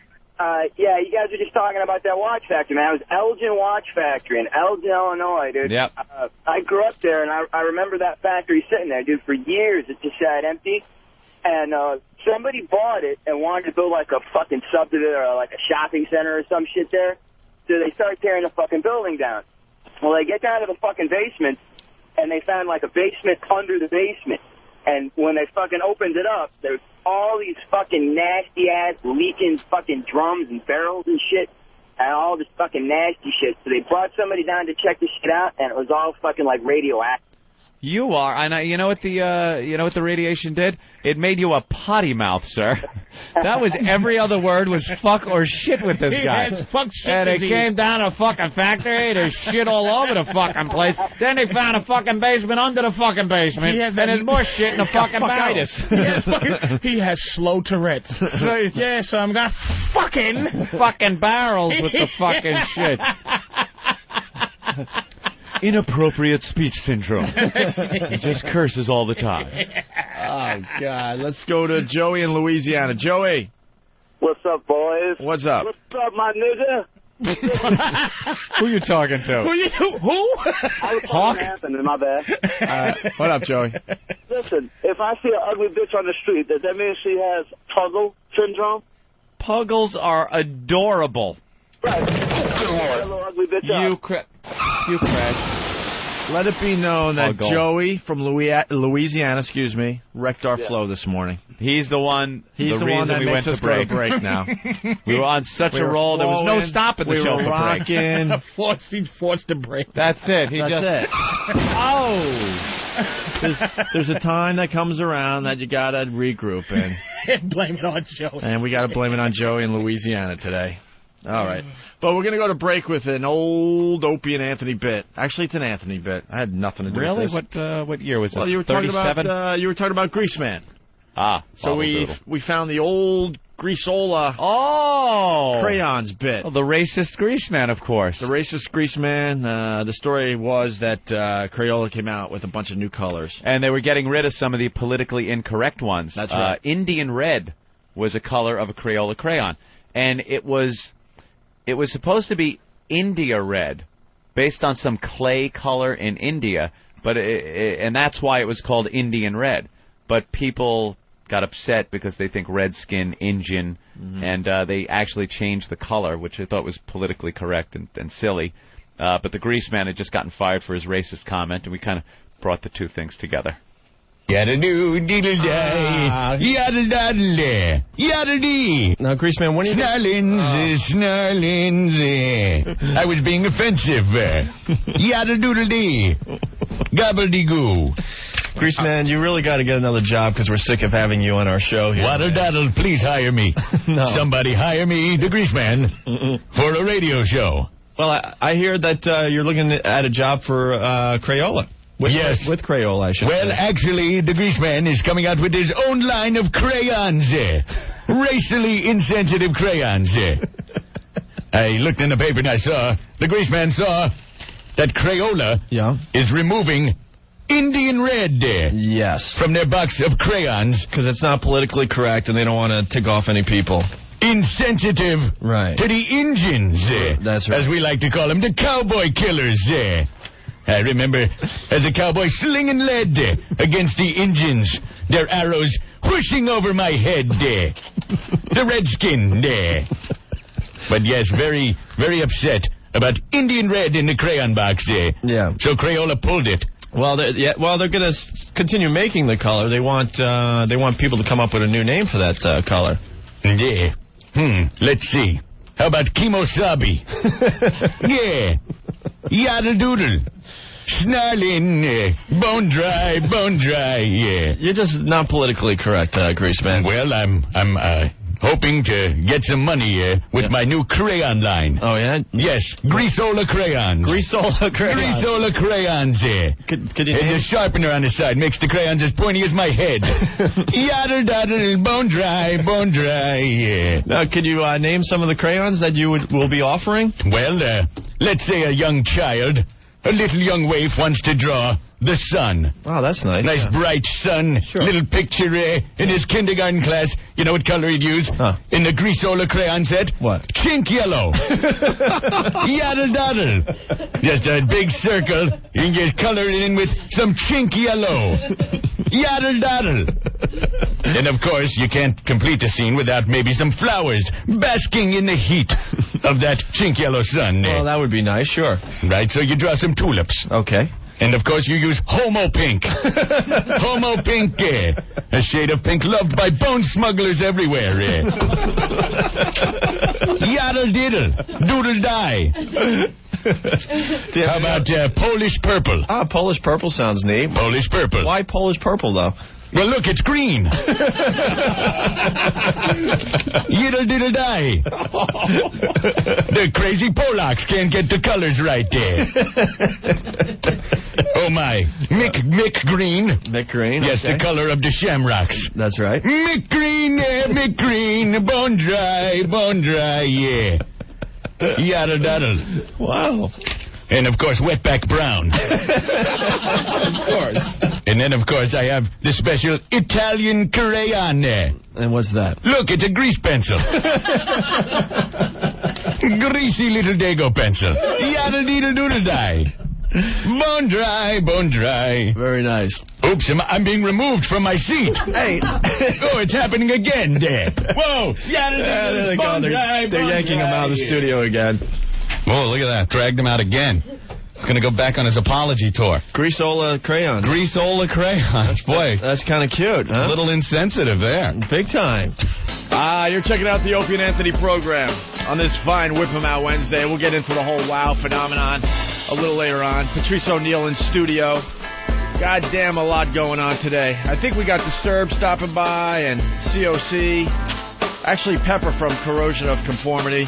Lizard Man's outside the studio. He had so much fun yesterday. He just stopped by to say hi. Just hanging. We pretty much have like an open door around here. Yeah. Every day there's like fans and people just hanging out, checking out the show. We got a communique in our hands from the AP, Anthony, worth reading. Sirius shares slide on analyst downgrade. We've been talking about this for a while, actually. Shares of Sirius Satellite Radio Incorporated dipped Tuesday after an analyst warned that the satellite radio provider could have a hard time matching the hype surrounding its programming deal with Howard Stern. Yes. We've been talking about this for months, man. Sirius is just banking on Howard, and that is it, and that is why they will fail miserably. It's going to be rough. We've been saying this for months. Yesterday, XM signed Bob Dylan to do his show. And that's what XM does. Yeah. You know, they're spreading it out, man. They're getting people from all over the place. Sirius shares fell 45 cents or 6% yesterday, Anthony. Ouch. We believe the recent media attention surrounding Howard Stern's arrival at Sirius has caused its stock price to become completely detached from the underlying business fundamentals. So what they're saying there, Opie, is that all the Howard hype has pumped the stock up, regardless of what the truth of the matter is based on the company's financials. You know, if you look deep into the company's financials, they're not in that good a shape as they would like to be, I'm sure. And I must disclose right now, I am a serious stockholder. If I'm giving stock advice, I'm like Imus. Imus is always talking about, you know, Opie and Anthony are good friends of mine, and I hope they do well on XM, but I own Sirius stock, and you know, I hope they do well. And I own the stock. I know what to do. You know, I make my little trades here and there. Yeah, you'll punch out. Yeah, when you have to. I know when to dump out. And they're recommending that you sell Sirius and buy XM. I should have punched out yesterday. They're recommending you buy XM Satellite Radio, who's more than 5 million U.S. subs, tops Sirius's 2 million plus count. And XM Satellite Radio had a good day yesterday, the shares. Up 8 cents yesterday. It's going to be very hard to match the hype. There's been a lot of hype, especially lately, with Howie going over there to Sirius. But it's going to be hard to match that hype with reality. Once it's all said and done, and all this hype is over about him leaving radio and going to satellite, and his ass is in the chair, and he's doing shows, that hype fades away. And now, you know, you're talking to a lot less people than you were. The newspapers write that. You can't... What do you think? The newspapers are going to go, Howie building an audience, you know, one person at a time, hoping to... No, it's going to be 90% of Howard's audience doesn't come with him. Doesn't go with him. So you got to build a whole brand new audience. That's what we've done in the last year and 3 months. And you're not going to hear Howie... yelling and screaming that he's going to kick XM's ass. Impossible. No. Will not happen. By the way, we'll always have more listeners on radio now, as far as this satellite radio game goes. It's just how it goes. It's just how the companies are. This company much greater than the Little Doggy Company. That's a fact. You know what was that quote he had? He's not even allowed in Canada. We're all over XM Canada. He's not allowed to do Canada. There was a quote. He said he'd been doing subpar radio for 10 years. Yeah, I got that somewhere. Is that his clip? Yeah. Yeah. What we love about this clip is... What we love about this clip is while he's been doing subpar radio the last 10 years, we made our names in radio in the last 10 years. Playing by the same rules. Playing by this exact same rules. I've been doing subpar radio for the last 10 years. All right. Subpar radio, 10 years. When did his movie come out? I don't know. Was it 97, 98? Yeah. Somewhere in there, probably. And a little before that, things started. You know what it is? It's not... it's subpar radio because he's not the same guy. It's not the same show. There's no making it the same show again. It's just... I can't see it going back to that. When he's on the likes of... When he's on the shows of the people that he used to make fun of before he started doing what he's calling subpar radio, that was entertaining. When he would goof on Larry King, goof on the news programs, all this. And now he's on there, and this kind of started when his movie came out, and you'd see him being on all these talk shows and go, wait a minute, that isn't Howard. He doesn't do that. And just proving that he's just a phony. Yeah. And now it's even worse. I mean, I understand you got to promote yourself, and that's fine, but the whoring that's going on and the ass-kissing with people that just... And as a guy that does radio, I am completely embarrassed that he's following us into satellite radio, and he has this great opportunity to go on national TV and tell the country... by the way, most of the country still has no clue what satellite radio is about, even though XM's doing great. But the potential is just amazing. We haven't even come close to what this thing's going to do. So he has this unbelievable opportunity to go on national TV and tell everyone what satellite radio is about. And he's bragging that one of the bits he's trying to do is measure some dude's dump. Who the fuck cares? Yeah. That's not what this is about. You can do that stuff on the side, no problem, and people out there, some of them will enjoy it. But that's not what satellite radio is about. No. And he's an embarrassment to the whole industry. Those are like the little things that you could do. Tissue time? He's bragging about tissue time? Yeah. He's bragging about having girls talk dirty on the radio? That's what satellite radio could do, you stupid ass? And I don't think he understands that when he was doing that stuff back in the late 80s, mid-late 80s, there was no internet. It was very hard to come by that type of material. So to hear it on the radio was shocking, and it was entertaining, and you would stay listening like you couldn't tune away. But now there's so many options to that. There's the internet, there's downloading stuff from iPod like we were talking about earlier, that it isn't... The shock value isn't there to where you can't turn it off anymore. Right. It's very easy to turn off. It gets boring quickly. Right. What people want is to be entertained on a daily basis. They want to laugh, man. If you're not doing a funny show every day, you're fucked. They want to be laughed, or at least they want something thought-provoking. A little of that, too, sure. Yeah, just make it interesting. That's all. It can't just all be about, we got strippers coming in today. Strippers. I can't tell you, and I've been bashed on message boards and stuff about this, saying that I cannot fucking stand strippers. I fucking hate them. I hate when they're in here. I hate them at strip clubs. I like sitting and looking at them as completely as objects and just looking at their naked bodies. That, to me, beautiful. The second they open their mouths, the second they're involved in radio, it stinks on ice. I want to choke the shit out of them and throw them out of the window. They suck. Strippers equal shit radio. With their fake moaning and their fake, I'm enjoying this. Totally phony. Just awful stuff. But he trudges on with that torch. Well, because he has nothing else. Good luck to you. He doesn't know how to reinvent himself. He has no fucking clue. It's not like it used to be. You can't just go on and do the shit that you used to do in 85, 86, 89. Howard, you go on satellite radio and measure people's dumps, and we'll continue to be funny and edgy and thought-provoking. Have fun. We're going to kick your fucking ass, and you know it. And he's got to fill time. It's our time now! It's our time! You had yours! Got to fill time with something now that he can't complain because he'll be so happy, as he's saying. God damn, I'm yelling and screaming, losing my mind, and my mentor's on the phone. Oh. He's not gonna be proud of me today. Brother Waze. I'm always proud of you, Opie. Are you kidding me? Are we on with you guys? Yeah, so do we... All right, no cursing, no cursing. Bombs or... No, we'll be good boys. For all the stuff that I enjoy when I listen to you guys every day. Listen, the reason I had a call is, I don't know if you guys read this. I mean, you guys got a big network. Has anybody sent you the Bubba article? It's in front of us right now. We haven't had time to waste on Bubba. But it's so goddamn sickening, Opie. These people, I mean... Yeah, I saw Howard Stern on, I forgot which TV show he's promoting like crazy, about how his show is all about truth and honesty. Yeah. And that's something. I don't begrudge people that are fans of Howard if they just see the entertainment value.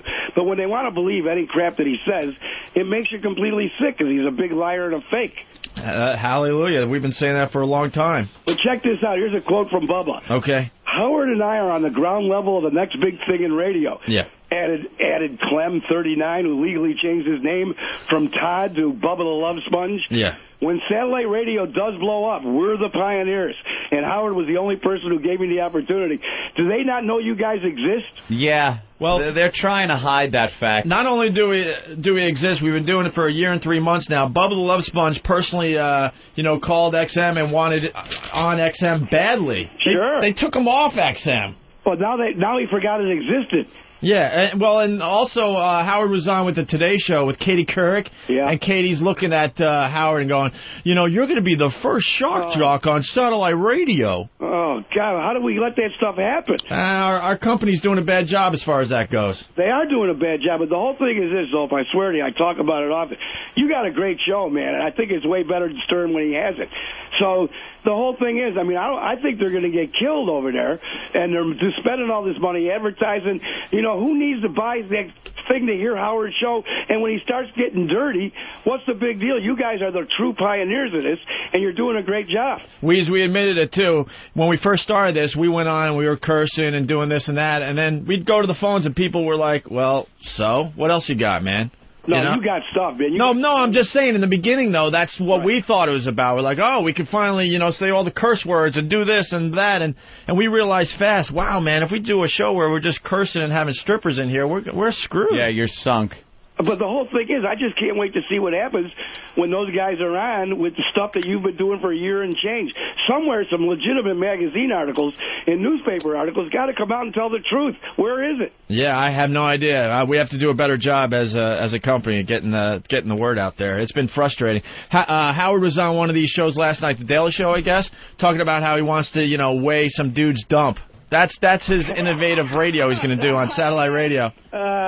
Here's a Bubba the Love Sponge's last statement. We're going to do the kind of radio we're used to doing, said Clem, remembering the days before the indecency crackdown when he had strippers collect toys for charity. Yeah. I'm not going to go buck wild, but if I got a girl in there and tell her to whip out her milk dispensers, I can't wait. Yeah, see, I love how these guys talk. Their time went past them, and now they're gonna, blame it on the FCC and stuff. We just talked about this before you took your phone call, Weez. Yeah. We got a clip of Howie. Where is it? Where he says he's been doing subpar radio for 10 years, right? Well, he sells it like it's the best. Well, Anthony and I, in that same 10-year period, made our names in radio, following the same freaking rules. Oh, I see. That's the whole deal, and it makes it a little bit harder. He should be proud that he had to follow rules. Yeah, it made it tougher, but you got to, adjust and reinvent yourself. Listen, I don't want to bore you guys. I've been enjoying the hell out of the show, man. It's funnier every day to the next, and with legit information, and I sell it for you here in town, much to the chagrin of Infinity Broadcasting. I want to hate the Weeze's ass. But anyways... we're trying to get you out of there, sir. Well, we're ready to pack up, brother. I know you are. But in the meantime, enjoy it, man. We got to get this stuff in print. If I got to call Marshall Fine at the Star Magazine, matter of fact, he's going to be on. When's he going to be on? I'll be on Friday. Friday he's going to be on. He's just the you know Marshall. Yeah, sure. But he writes the entertainment for Star Magazine, and maybe I can get the guy at least to do a legitimate story. But that son of a bitch was one of my best friends. Wrote the Howard Stern Playboy interview, however many years ago that was. Okay. And man, I held him to task for the bull crap. I almost said your word for the bull crap that was in there. And he said, "Look, they paid me wheeze. I had to do it." Yeah. I go, but man, let's see if he'll have the guts to write the truth of what's going on with the satellite. But who knows? We're not worried about Howard. We know we have the better show now. You don't have to worry. But there was a time we were a little like, leery, whatever. But now we just know we do a much, much better show on a daily basis. Yeah, but it's besides worrying, Hope. It's the fact that you got to read bullcrap news articles. Oh, I know. It's frustrating. They won't tell the truth, and the truth should be what's out there. Right. How's your health, Weeze? It's fair, bro. But I'm going to run. It's fair, and I love you guys, and I'll be listening this afternoon. I get to hear the show 2-3 times a day. All right. One other thing. Tell Stan Main I have a little extra time. I can do some weekend shifts for him. He's going to need it because I'm done. But I'm not delivering Kano's pizza anymore. Hey, by the way. We had a vigil for Uncle Raj 2 nights ago. Oh, right on, man. In single-degree weather, standing out with candles, telling stories. Yeah. You can tell me, Uncle Raj, real quick, for your listeners, was murdered. He was our 30-year jock here at our overnight jock murdered, trying to collect some rent money. Right. A good friend of Opie's, but he was murdered, and it's terrible. 2 years ago, right around now. Right. Crappy ending of a rap. We'll be listening today, Hope. Love you. Oh, love you, Anthony. Who is delivering Kano's pizza these days? Kano. Yeah, he should be. Hey, I'm getting fired. I'll catch you later. All right, Weeze. All right, man. You'll never live that down. Fuck no. Now I could curse again. I had to deliver a pizza for the Middays fucking radio bit. And he's still doing Middays in Rochester. Fucking ass. I think you win. Oh, man, and he would just be so smug about it.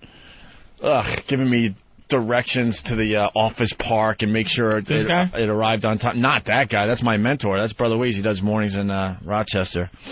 Think how Bubba's got to kiss Howard's ass. Like now it's all about kissing his ass. That is pathetic. We never had to kiss Howard's ass, and I'm proud of that. Well, have fun over there. Let's go to Big Ass Member. Morning, guys. We're prepping. We're getting ready for a big time on Friday. We have well over 200 pests all signed up and confirmed to come. Are you sure? Yeah, we're reconfirming everyone as we speak. So. Are you guys going to stop by the station on Friday too? Absolutely. We have free T-shirts and free goodies and signs and banners for everyone. So, we should get the word out there. Friday, if you want to join the pest, they're on a major mission on Friday. You got to show up outside the station, I guess. Yeah, outside the station. They can either PM me on Whackbag or they can contact me on my MySpace, which is MySpace.com/bigassmember, and then I'll send out all the details. We just don't want to let all the details out to the public. All right, I think we're gathering before 6 a.m. outside the station here, 111 West 57th Street, if you want to join the pests. Yep, and I just want to give a thank you to a couple people who've been helping out big time on this. Metro Printing, which is metroprintingusa.com. They're doing us a big favor by doing everything for cost. And Cage and NorthCal from Whackbag for doing all the design work. And the T-shirts and stuff everyone has done has been incredible. All right, make us proud and don't get in any trouble. No trouble. We will make you guys proud. See you guys later today. All right, thanks. Bye. Yeah, the pests got a mission on Friday. They're going to be disturbing Howard's little farewell. By the way, that little secret we told yesterday, it made the paper today, even though Howard hasn't mentioned it yet, that he's having lunch with his listeners at the Hard Rock Cafe Friday. Hey, bring the homeless. They're hungry. And we got some info on the Howie Rally. Info that probably shouldn't be out there. The stage will be... this is for the pests. Yeah. We're taking this moment to stop the radio show to give a communique to the pests. So listen closely. Intel. The stage will be on 56th Street between 5th and 6th Avenues. Gates open at 6 a.m. 6 a.m., so you're going to have to get there early. Mm-hmm. Hence, gather outside the station before 6. Right. Howie addresses the crowd at 9:45 a.m. Uh-huh. This is all top secret stuff, by the way. Yes, top secret intelligence. Howie addresses the crowd at 9:45. Howie takes a bus to the Hard Rock from 56th Street. Open air bus. Mm-hmm. And there you have it, Pess. There Your you latest go. communique. Who? All right, we're going to step aside, regroup, and continue with the Opie and Anthony program? Something tells me it ain't going to look like the book signing. No, not at all. Or the movie premiere. No, not at all. Good luck to you. What you got there? Where's this from? Danny just came rushing. A while ago. Oh. It was a huge clip. I'm trying to cut it down a little bit. Yeah, listen to this.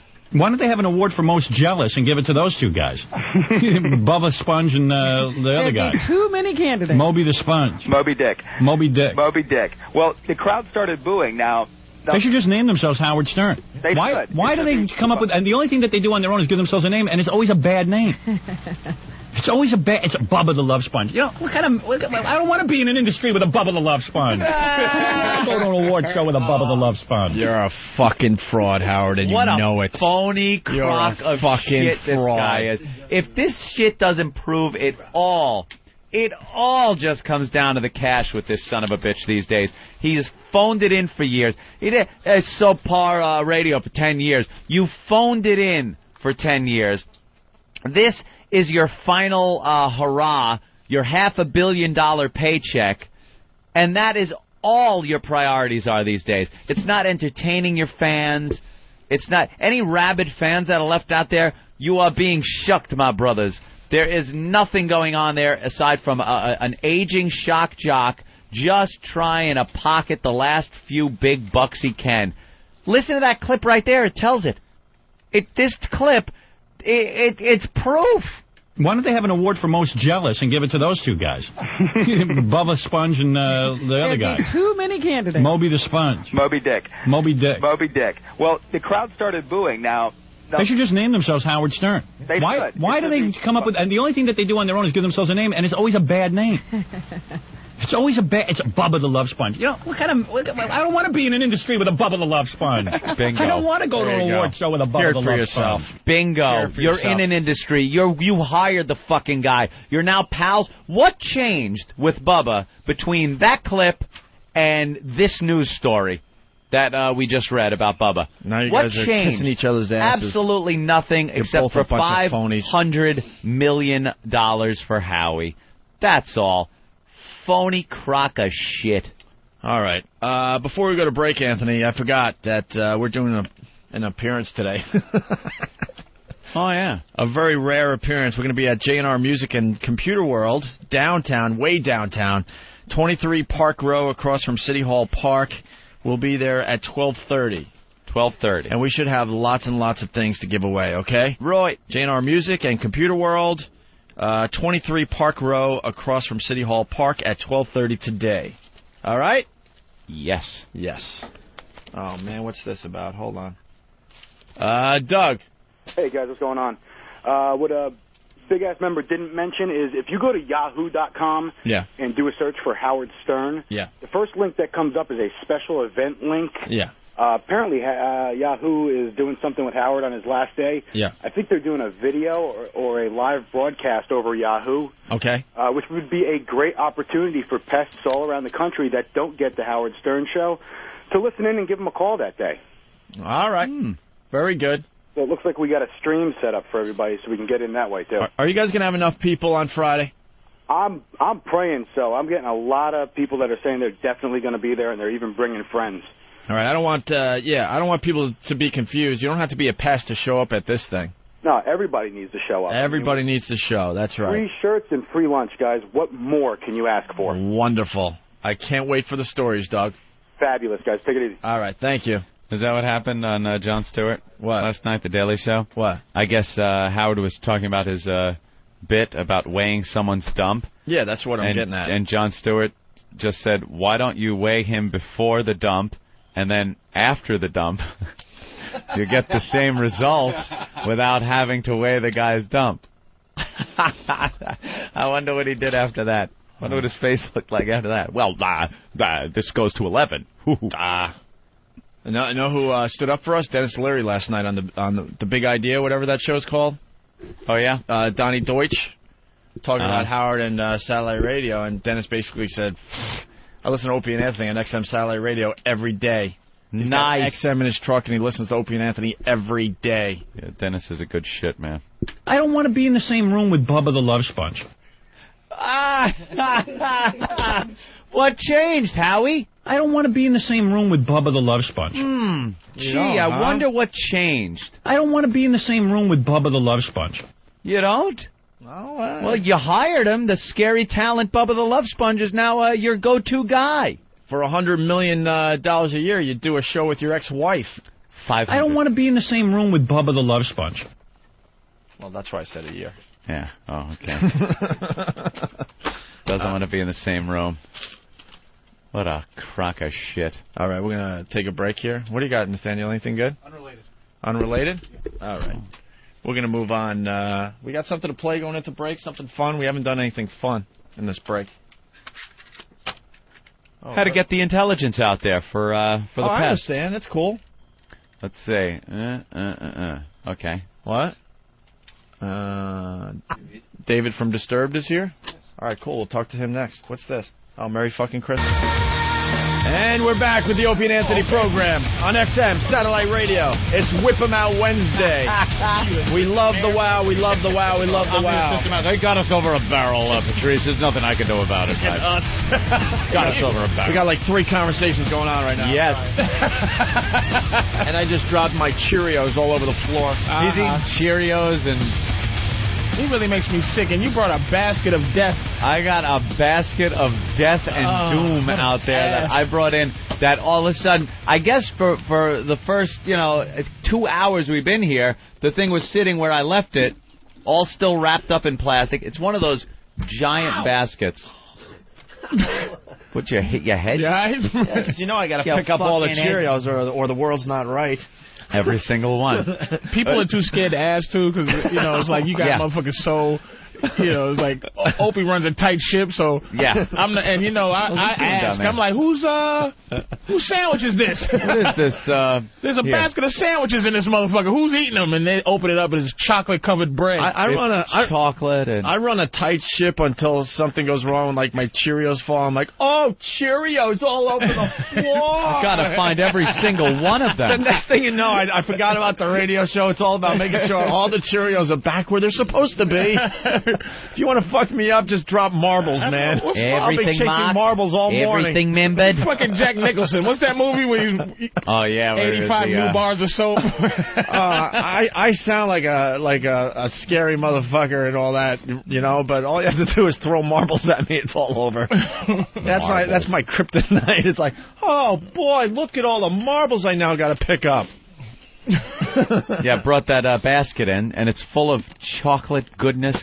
There are gingerbread men in there and all kinds, and it's giant. So it sat there for 2 hours while people were just drooling, looking at it, wondering whose it was. So I walked out for the last break we did, and someone asked, "Did you bring this in?" I said, "Yeah, I go, me and my chick picked it for 2 seconds yesterday, and she just went, get this the fuck out of here." I'm about to throw that shit out the fucking window. And unless I want what we were talking about yesterday, an 800-pound girlfriend, that basket came with me this morning and sat out there. Patrice went at this thing. You know Jurassic Park, when the Jeep gets turned over and he's trying to get at the kids in the Jeep and he's pulling the tire off? That's how Patrice hit this basket. Fuck. And it's so good. Because it has disguised healthy shit in it. It's like, it's pretzels, no salt pretzels. Yeah. Dipped in chocolate. I know. There's like this cakey goodness in there and fudge things. Oh, they're ripping it apart like a gazelle right now. I know. The hyenas, look at the hyenas waiting. Just ripping it apart. The hyenas are waiting for the tigers to leave. The damn gizzard is the only thing left in that thing. All right, I had to run out of there. Hey, let's get out there. He's been waiting a while, and he's been up all night. We got to get David in here from Disturbed. They just played the Nokia Theater last night and just rocked. Absolutely hell of a show. Rocked. Oh, yeah. What's up, David? There he is. How you doing, man? How are you? Welcome to the Opie and Anthony program. Have you slept yet? A little bit. A little? Just a little? You ever up this early or no? Yeah, I'm actually up this early all the time, believe it. Get out of here. Yeah, I'm not Why? a big sleeper. Why? Oh, you don't sleep in general? I'll sleep when I die. Yeah? Too much to do right about now. How many hours a night you get? 2 to 5. And you're all right with that? I have been for about 17 years. Yeah. God bless you. I don't know how you do that. I need like 10, and I never get it. I don't even remember the last time I got 10. Really? See, he's a busy guy, though. It's a rare night. So the show went well last night? Yeah. Yeah. Yeah, show went real well. I don't know. I talked to Ben, our producer, who's, he is Mr. Rumor Guy, Mr. Gossip Guy. He knows everything. Yeah, and he was like, it was great. He was so pissed from the stage. A guy in the back wasn't doing anything, and he's lambasting him from the stage. It was fantastic. I guess some guy was... There's always one guy, and particularly you come to New York City. Yeah. It's like, oh, you think I'm getting up out of my seat?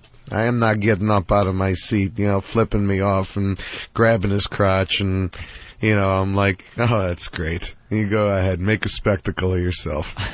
And so I singled him out. It's the one guy that pisses you off, too, right? Because the rest of the crowd was probably just having a great time. Well, there was this one little pocket that looked like it was like the tastemaker section. Too cool for the room. Yeah, they won't stand up and get into the show and whatever. And it's just, I know some people think it's like pompousness or whatever, but my job as the front man is to get people involved, is to engage them. And if you're sitting down in your seat at a rock show, there's something wrong. If you're not into it, if you're not getting up, if you're not pounding your fists and showing me those devil horns and just going off, then we're not doing something. Either that or you're not digging what's going on. Right. So it's my job to kind of light them up a little bit. And the guy was all smiley. He was just happy that somebody was giving him attention. Acknowledging him. 90% of these people do it just to be able to be noticed. Yeah. Hey, I was that guy he singled out. Okay. Like, why would you show up in the first place if you weren't enjoying the music? Yeah, well, because maybe they have to, or maybe their girlfriend dragged them there, or maybe, who knows. What's the mix of the audience? Guys and girls?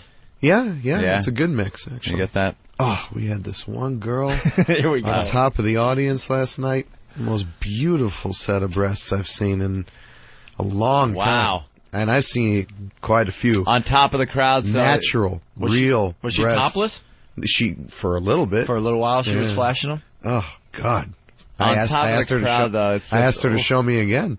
And she did. Of course she did. Beautiful. They were spectacular. When they're on top of the crowd, you're just looking like, oh, here comes the slaughter. And hands are coming up, and they're getting Actually, she was just like, kind of on some guy's shoulders. Oh, on the shoulders. So it wasn't riding the crowd. It wasn't surfing. Otherwise, I'd feel really bad for I've seen that happen at a lot of rock shows. Pass girls around like bowling balls, giving them the shocker and just kind of passing them to the next guy. Like she's been violated. I try not to let them do that. If I see that kind of stuff going on, I say something about it. But these women have to know. You can't do that at a rock show. Some of them like it. A little drunk. Some of them like it. Some of them like it. Some of them are just hammered. Some of them like it. Some of those summer outdoor shows, they're not wearing much to begin with. And they're just getting violated. Do you guys still get a good pit going in front? Oh, yeah. Yeah. Oh, That's for the kids. That pit's for the kids. I don't remember the last time I got caught up, because I like seeing a band up close, especially before we got into radio. I would just go to shows like a civilian. It wouldn't be in like some section that the radio station had sectioned off or anything, and I'd want to get as close as possible. And I think the last show I actually went to was it was Chili Peppers, STP.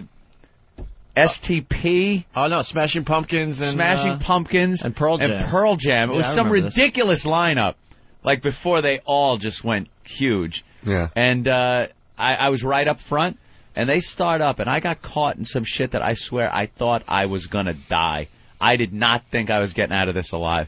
It was at Roseland, and just trampled. So I watch now from above and go, get the fuck out. Yeah, I used to be one of those guys in the pit. Oh, yeah, all the time. Winding up, loved it. Throwing punches. Now, the minute, they recognize, it's like I lose everything on my person. Yeah. They take it off. You gotta rip everything off you. You're a fucking souvenir, man. Can't do it anymore. Yeah. We gotta say hi to a bunch of people here. Steven in Rockland. What's up, Steven? Yo, I just want to say, man, Disturbed is like my favorite band to come out in the past probably 10 years. Since Metallica, I fucking love that band. Thank you guys are amazing, and I I just can't express. I mean, to anybody who's never heard you, they need to go and pick up every one of your albums. Yeah. Thank you, Bill. And I appreciate every piece of music that you put out. Thank you very much, man. Not bad. I feel so out of this conversation, too. I just don't know you nothing. are just out of it. I just know nothing. I apologize. That's nothing right. about Disturbed. Everybody's like, Norton's like, you got to get an autograph. You got to tell his mama I said That's a hi. compliment right there, that Jim Norton, who doesn't like anybody, any bands that, unless they've been around for 25 years, he's like, I don't know. And he loves you guys. Cool. I love it. The only problem I have is the speeding tickets. Yeah. And I'm sure you hear it a lot. There is something about Disturbed that makes you drive really fast. And, yes. and One you're of those singing, bands. you're trying to sing, and you're putting on angry face, and you're fucking flying down the expressway. It's music that's meant to, inspire. I got the Disturbed. Power. Yeah. I got Disturbed on my iPod, and when I'm not feeling it in the gym, I go right to Disturbed. The next thing you know, I'm pumping like soldiers. Ridiculous amount. Always tell me.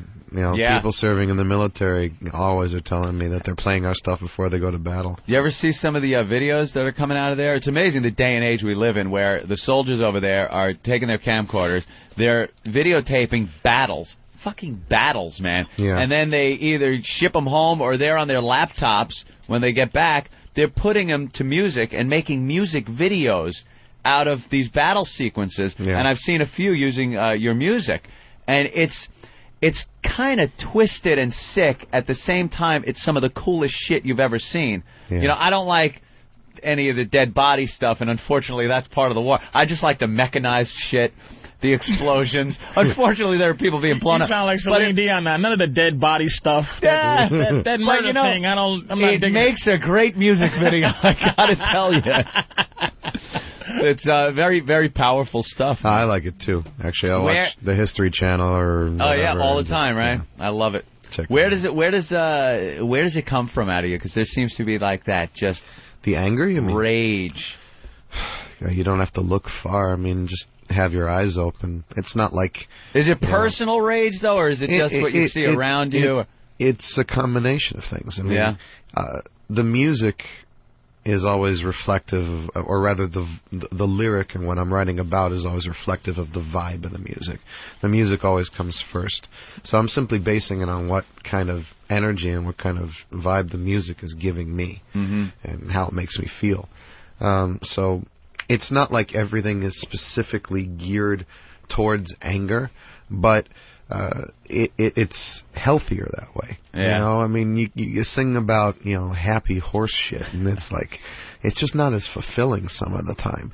I mean, music is meant to be therapeutic. It's meant to be able to get out your demons and express, your deepest emotional parts of yourself, and it's effective in that way. I mean, that's why it kind of, I'd much rather, get energized by a song than get depressed by one. Even if you're talking about subject matter that is heavy. Yeah. Well, some of the songs you would think maybe your upbringing was a little off. My upbringing was unique. Yeah.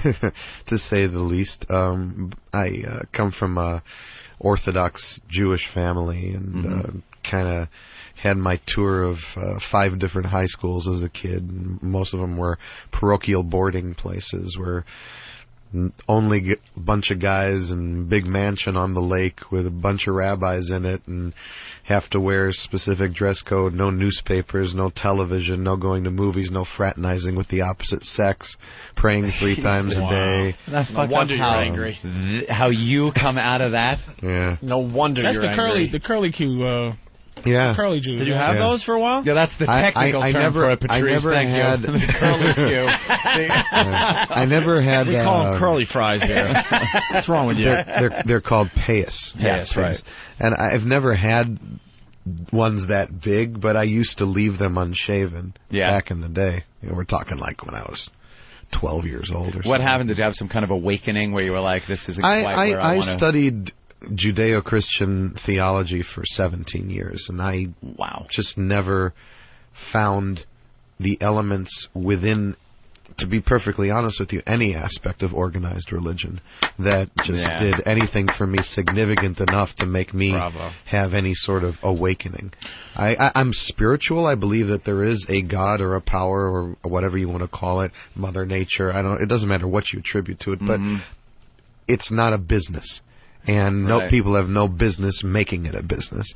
If I had my way, there would be no organized religion. Religion shouldn't be organized. Yeah, somehow someone figured out how to parlay someone's hope and faith into a money-making venture. Yeah. I don't know when that happened or how, but I'll never forget the first time I walked into the Vatican and just seeing this tremendous, just example of just capitalism in religion. Yeah. All this gold, all this money, everything that's so showy. It's like, God, does God need this? What is this for?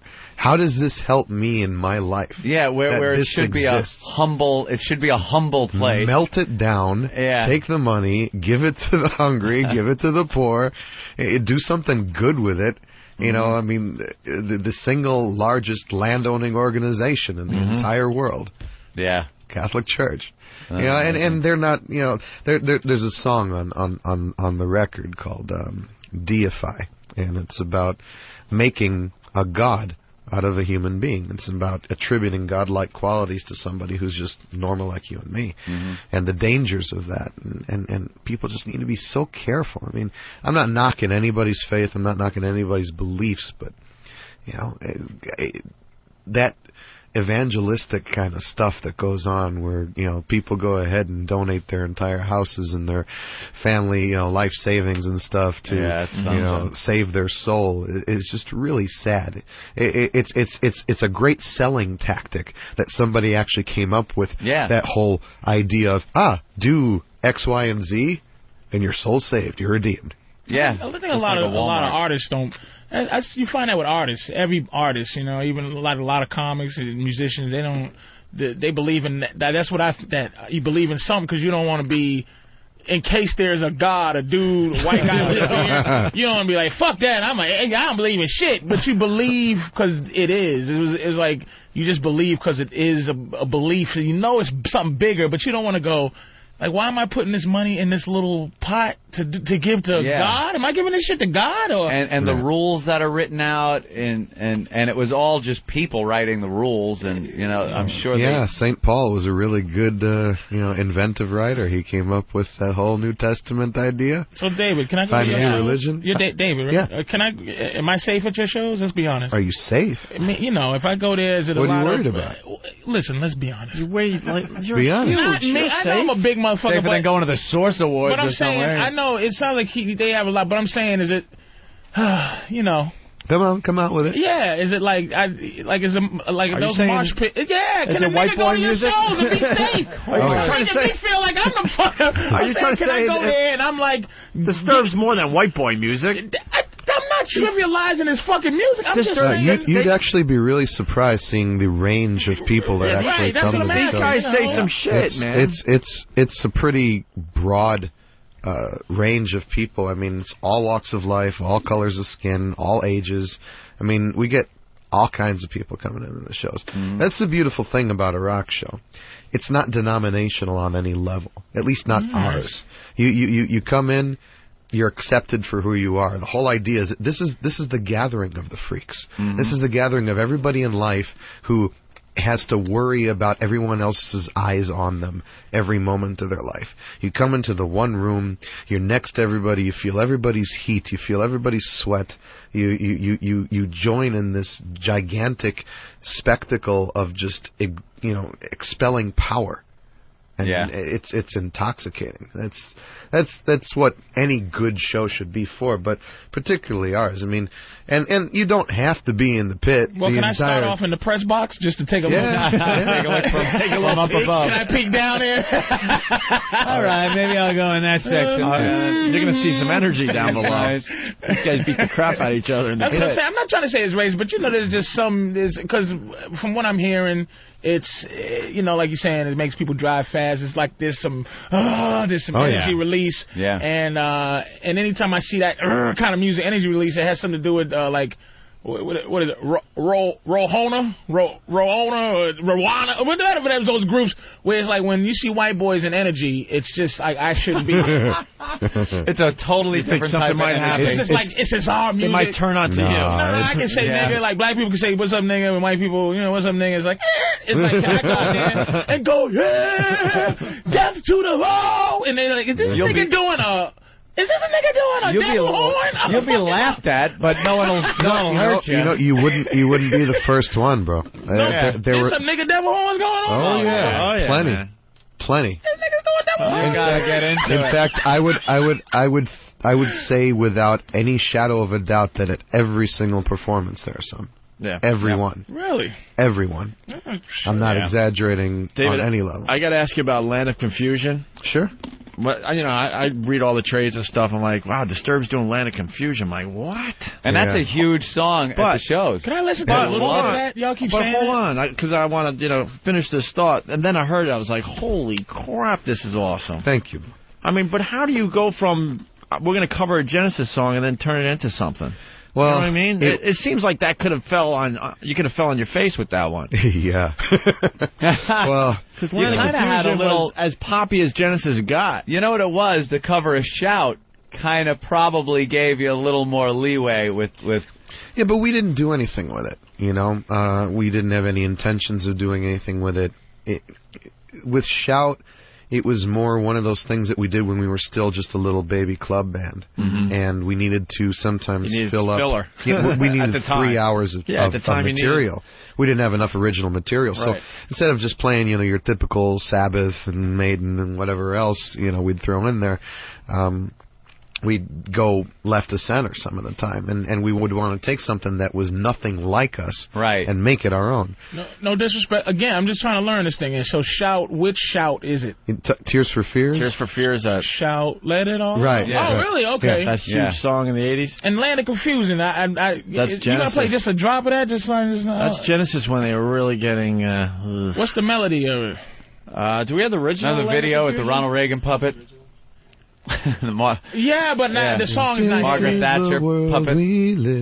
Oh, so you did a remake of the This Is the Word. That's okay. And then, but your remake is to another. It's a little different. It's just a little. Yeah. Well, why don't we play just a little piece of that? Stop trying to make me a dick. I'm trying to I don't know at all, so I'm trying to learn. All right, here's the original. All just a little piece of the original. Genesis, Land of Confusion.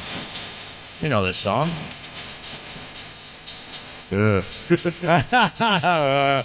many times did you have to listen to the original? Too many. So what was the inspiration from this that made you go, I like to remake this? Danny, my guitar player, was watching, some old school video stuff one day, and the video with all the puppets came on with Reagan about to push the button thinking he's calling for room service. Yeah. So he, called me and we talked about it, and at first I was actually really adverse to it because I don't like Phil Collins at all, So with all due respect, I know we're doing a song, but I'm just not into the vibe and don't vibe. Well, and I've just heard things about the guy, and I just didn't want to have anything to do with it at first. And then I started thinking, well, listen to the lyrics. It's very poignant for today's times. It fits. The whole theme of their video makes sense with today's cast of characters, too. And, the more we started working on it musically, I started coming up with ideas for how I'd approach things vocally. That little keyboard line that you hear in there lends itself very easily to a guitar riff. And is he getting paid?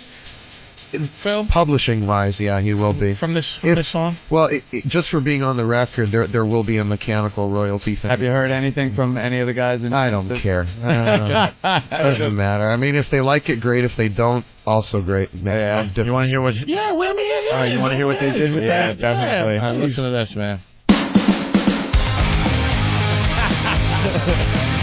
because I thought it was gonna be that growling shit, but it's smooth. It's kind of. I don't want to kind get of cool into, that you've never heard Disturbed. Never. So you're getting like a fresh opinion. I don't want to get into a fight with Dave, but he sounds like an edgy Phil Collins. I ain't bullshitting. No, it's just it's a Phil Collins-y. It's not. It's just rocky. Phil Collins. You feel what I'm trying to say? Phil Collins on steroids. Yeah. And the lyrics, goddamn, I didn't even realize. It so makes sense as far as today goes. Yeah. Is that the closing bit? Or that's the opener? Is that the what's that? The in big the show, you mean? In or the on show, the yeah. In the show, it's somewhere in the middle. Oh, really? Middle, Is it really? Yeah. I like the guitar on that one, man. Yeah. That just That's a good sounds song, man. I like that. amazing. All right. God damn. A lot of people want in here. Let's say hi to Paul in Texas. Paul, what's up? Oh, David, how you doing, man? I'm so glad to hear you on the radio again. Good to be here. Hey, listen, man, a couple things I'm going to hit on real quick, and I'm going to shut up. Sure. I'm so glad you guys came out with a new album. I've been waiting for this for a long time. Thank you, brother. That track 12 on Believe, you need to let them hear that Patrice hear that, because he don't have shit, because you have got a beautiful voice. Thank you, brother. Down. That is, Thank you. You're talking about Darkness, yeah? Amen, brother. That is my favorite song. Thank you, brother. You got a good voice, man. Really nice. Yeah, there's a couple of different styles your voice has. There definitely. There's one song. Goddamn, I can't remember. Off of the first album, or at least the one before the last one. Was that your first album? The Sickness, yeah. It almost had like an 80s sound to it, and your voice, your style of singing in that one is a lot cleaner. Yeah. I think of which one. I know, me and my probably great memory. Probably Numb. Let's go to. I think it was. Okay. Let's go to Brother Joe. Brother Joe. Hey, gentlemen, what's going on? Hey, man. What's up, Brother Joe? You know what, man? I don't know. I wanted to ask David, were you actually going for a Phil Collins sounding vocal on that? Because, I mean, with all due respect, I mean, you know. There you go. Thanks, dude. Oh, shit. You guys are fantastic. You guys are unbelievable, man. I mean, I dig the band, but the whole not digging Phil Collins thing, your voice has very similar qualities to Collins on that one cut. Yeah, well. I'm in the studio. You got to do the hands back. I'm not being offensive, kind of. You know, don't punch me. Here's no the thing. offense. I thought it was gonna be learned dog. But it's smooth, man. I don't sing that way on. No, he really doesn't. On any of the songs. All right. We're not Cookie Monster metal. Right, that's what I'm saying. It's like Cookie Monster. But no, I'm saying before I heard, and that's my prejudging of what sound I was gonna hear, as opposed to the sound I heard, which is I enjoy it. You know what I'm saying? It's like, an amazing version. Here's the thing with it is that his range is just very easy for me to hit, and you know, tonally. He doesn't have a bad voice. I never was saying that he was, but hopefully I sound a little bit more like a man. Yeah, you sound like edgy, just like Phil Collins that lived. You know what I mean? Like Phil Collins' voice on steroids. Yeah, there you go. Hey, it definitely had Collins, attributes. Hey, Brother Joe. On a side note. You got to call back maybe tomorrow because I finally saw a Tribute. Yeah. Brother Joe turned us on to this movie Tribute, David, a whole documentary on tribute bands. The one with the Kiss guy that threw himself through his living room window? Yeah, the Kiss guy got so into the Gene Simmons character that it fucked up his whole life, and he was starting to believe he was really Gene Simmons, so he lit his whole house on fire. The fire department said this wasn't an accident. It looks like this guy lit a fire in every room in his house, and then he crashed through the front window. Are you guys tribute band? Tribute band level there are Disturbed tribute bands out there, right? There's I don't even know how many. I'm really apologizing. Have you seen any? I'm sorry, man. Have I seen? I've seen a couple. You have? There will be. Like live? There's actually tribute CDs. Yeah, the tribute thing is we even actually have an orchestral tribute to the band too, like the string tribute to Disturbed. Have you ever seen gone into a club where one of them was playing and stood there and watched and freaked the guys out? Yeah. One time in Boston. Did they just lose their minds? They kind of got really nervous. That's okay. That's cool. But, Brother Joe, we'll talk about Tribute a little more tomorrow because there were so many great things in this documentary. Yeah, there's a lot of moments that would make for good radio on that thing. I'll give you guys a call. All right. This is a very inspirational wall you guys have here. Yeah, the wall o' chicks. God, that was when Christina was so hot. Yep. Well, we got Christina hot, and then even guess which Brittany one hot. isn't like the others. It's kind of hard to separate them. No, blondes are blondes. Well, you better look at that wall. What's her name? Lohan? No, look a little closer. There's one picture one that doesn't really there belong on the wall. That is put there as a trick. We got a wall of... This one here? Which one? Right there. The one with the... With the penis? Yeah. The dick. That's a little frightening. That's dude. for Jim Norton. That's a little frightening. Yeah, our little buddy Jimmy Norton. Let me tell you, there's nothing in the world worse than false advertising, man. Absolutely. I would probably lose my damn mind if I was ever caught in a situation like that. Ever. Never. I once, spoofed some buddies of mine who were like, we were up in a club in Chicago, a place called Crowbar, and he was just like all over these two trannies that I knew were trannies. And I kind of let him go for a while. And he's like making out with two of them at the same time, feeling like, king of the world or whatever. And about, but I couldn't let him go home with him. Because, I'm like, all right, it's a joke until you get home. And all of a sudden, they whip out the kibbles and bits, and that is really good. The repercussions. Of that. So many people asking. You probably get this all the time too. Dropping plates on your ass. Yeah, people want to know. Well, you probably know the term. I mean, dropping plates is actually something that is a hip hop industry term. When you're saying that you're making hit records, you say that you're dropping plates. So it's I didn't invent it, right? But I liked how it fit, so you just say, hey, we're making records, we're doing it, we're dropping plates on your ass, bitch. Anthony, let me ask you, right, is it how offensive, like the fact that I've never heard of Disturbed, right? What on the level of like a white guy not hearing of a hip hop artist, how high is that? Like, is that like if somebody says, Jay-Z, and the guy goes, no? Is it at that level? No. I would say in hip hop, yeah, Jay-Z probably. Yeah. Right, if I go, hey, you know Jay-Z, and somebody goes, nah. And is that how fucking stupid I sound going? I never heard of Disturbed? We're the biggest underground band in the world. And it's like we've sold about 7+ million worldwide. Are you just starting to get the selling out stadiums all over the place? Oh no. We do when we do our own big headlining tour. It's typically like hockey arena kind of size places. If you kind of get like the Madison Square, the theater at Madison Square Garden, or bigger than that. It sounds about right. Are you getting the people though starting to motherfucking sell out, man? Oh, whenever you go beyond the point of being somebody's own little treasure, right?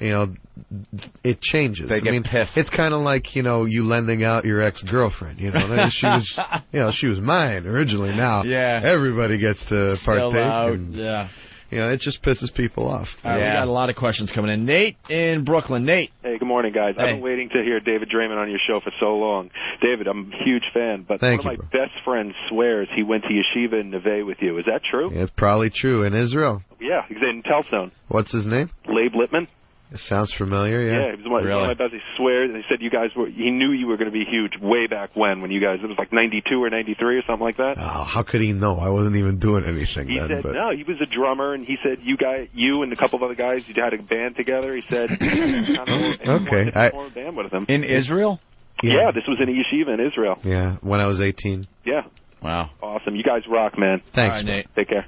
How great is that? Fucking guy, he could have easily been Rod Stewart if he just took a wrong turn and shit. Fuck, he turned right into like rock, man. It's like this guy really got a great voice, man. Really good voice, man. That's Dick Cheese. Yeah, that's a guy named Richard. Isn't that Cheese. nice? That's covering not you. No, it's covering one of his songs. Oh, it's a guy covering one. I thought that was them fucking doing the fucking shit. Fuck no, dude.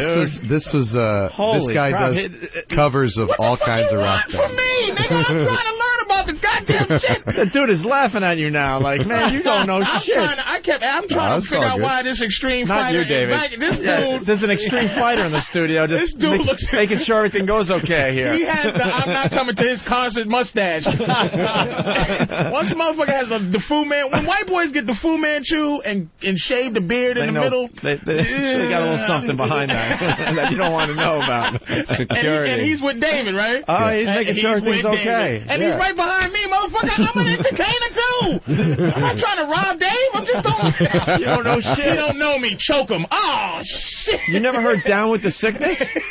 No. Oh my God. Now we got to give you a piece of Down with the Sickness. We got to teach you all about Disturbed today. Yep. This is He's getting an education. All right, as we get that song queued up or whatever, let's say hi to Wendy. Wendy. Hi. Hi. Hi, David. I Hi, just wanted Wendy. to let you know, first of all, you have a sexy voice. Thank you. And I saw you 3 years ago at Ozfest in Pittsburgh. Okay. I have a question. Sure. I ran into a roadie named Randy. Zephyr, I think is his last name. Do you know him? No, I can't place the name. Big, Go ahead. fat, ugly, sweaty guy. Yeah, that's one of many, darling. Yeah. It's a roadie. Well, my friend, well, she wasn't my friend, flew him to get backstage to see you. Now, I wouldn't... You never hear Happened that. before. Yeah, I would not do that. I mean, he was just so gross. I couldn't. I wanted to see you and all, but I couldn't do it. And my friend got to meet you, and Life it really of a fucking sucked. rock star, huh? Yeah, And the I road know. crew. I know, and you probably don't even remember her now. Are you sure she actually met me? Because Yeah, she typically said- I don't... Actually, she said she had her picture taken with you. Okay, well, that sounds right. Her name was picture. Paula. Ain't She that had a all these bitch? little braids in So her that hair. shit really happens where you got to blow the roadies and stuff. Oh, yeah. And Yeah, the he- roadies are getting the action. Oh, yeah, he's disgusting. Listen to Miss. Well, it all depends on what kind of action you're looking for. Ah. You know, I mean, And how did they- how long ago are we talking about here? 3 years. 3 years ago? And how did the conversation go down? How did the conversation go down? Yeah. Well, that I'm not sure because it's so loud I couldn't really hear. I'll suck your dick to me, Dave. Yeah. That's pretty much the conversation. Hi, big fat sweaty guy. I'll suck your dick to me, Dave. And Thanks. And where did the dick sucking take place? I don't know. I didn't want to watch. She fucking knows. You hear her, You Miss? know everything. I don't know. It wasn't your friend. It was you. Yeah, It your was you, friend. that sweaty mouth dick Do you breath. remember my friend? It's always a friend. My took a friend me. She took a picture with you. It's all good, sweetie. Yeah, if it was me, you'd remember me, baby. All right. Well, you got a question for David besides that, or? Oh, no, I just wanted to see if he knew this Randy guy because this All right. dude called me and he said he was friends with you and all that. And Of course. Okay. Yeah. Man, if I had figured $1 for every guy that's gotten laid, Yeah. Exactly. Unreal. You want to hear a little bit of Down with the Yeah, Sickness, I do, the real I do, version? I do. All right, hit that. It's Yeah. like people go, oh, that's a great little rap song, you know. Well, I like that, but never go, who is that? They just go, I like that. I like and that. I just, I like that. Don't give a fuck who did it. Some white guy somewhere. It's Disturbed. Now I know. Now you fucking know. Pass Good it one. on. Good Yeah. one. Yeah. Good group, whoever. Tell the brothers in the community. Yeah. Let's go to Tracy in Jersey. Tracy, Hey, good morning, guys. good morning. Hey, David, I love you. You were phenomenal. I love the band. I just had to tell you, don't be too hard on that Shout cover that you did. You guys are like downplaying it. You just did it at Source of the Club. And our house, that started Disturbed. I've got a 4-year-old who's been rocking out to that, and he just loves it. Cool. A 4-year-old son.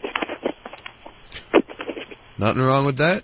He's turned 6 now, and he heard the Tears for Fears version of it the other day, and he just didn't like it. So, Started crying. what's this? It's not hard enough. Good. Good. All right. Great. Thank you. So much. All right, let's go to Louisiana. Paul, what's up? Hey, David, you did a deal on the Playboy channel about 2 years ago. I watched. You were taking pictures of one of the Playmates, right? Yeah.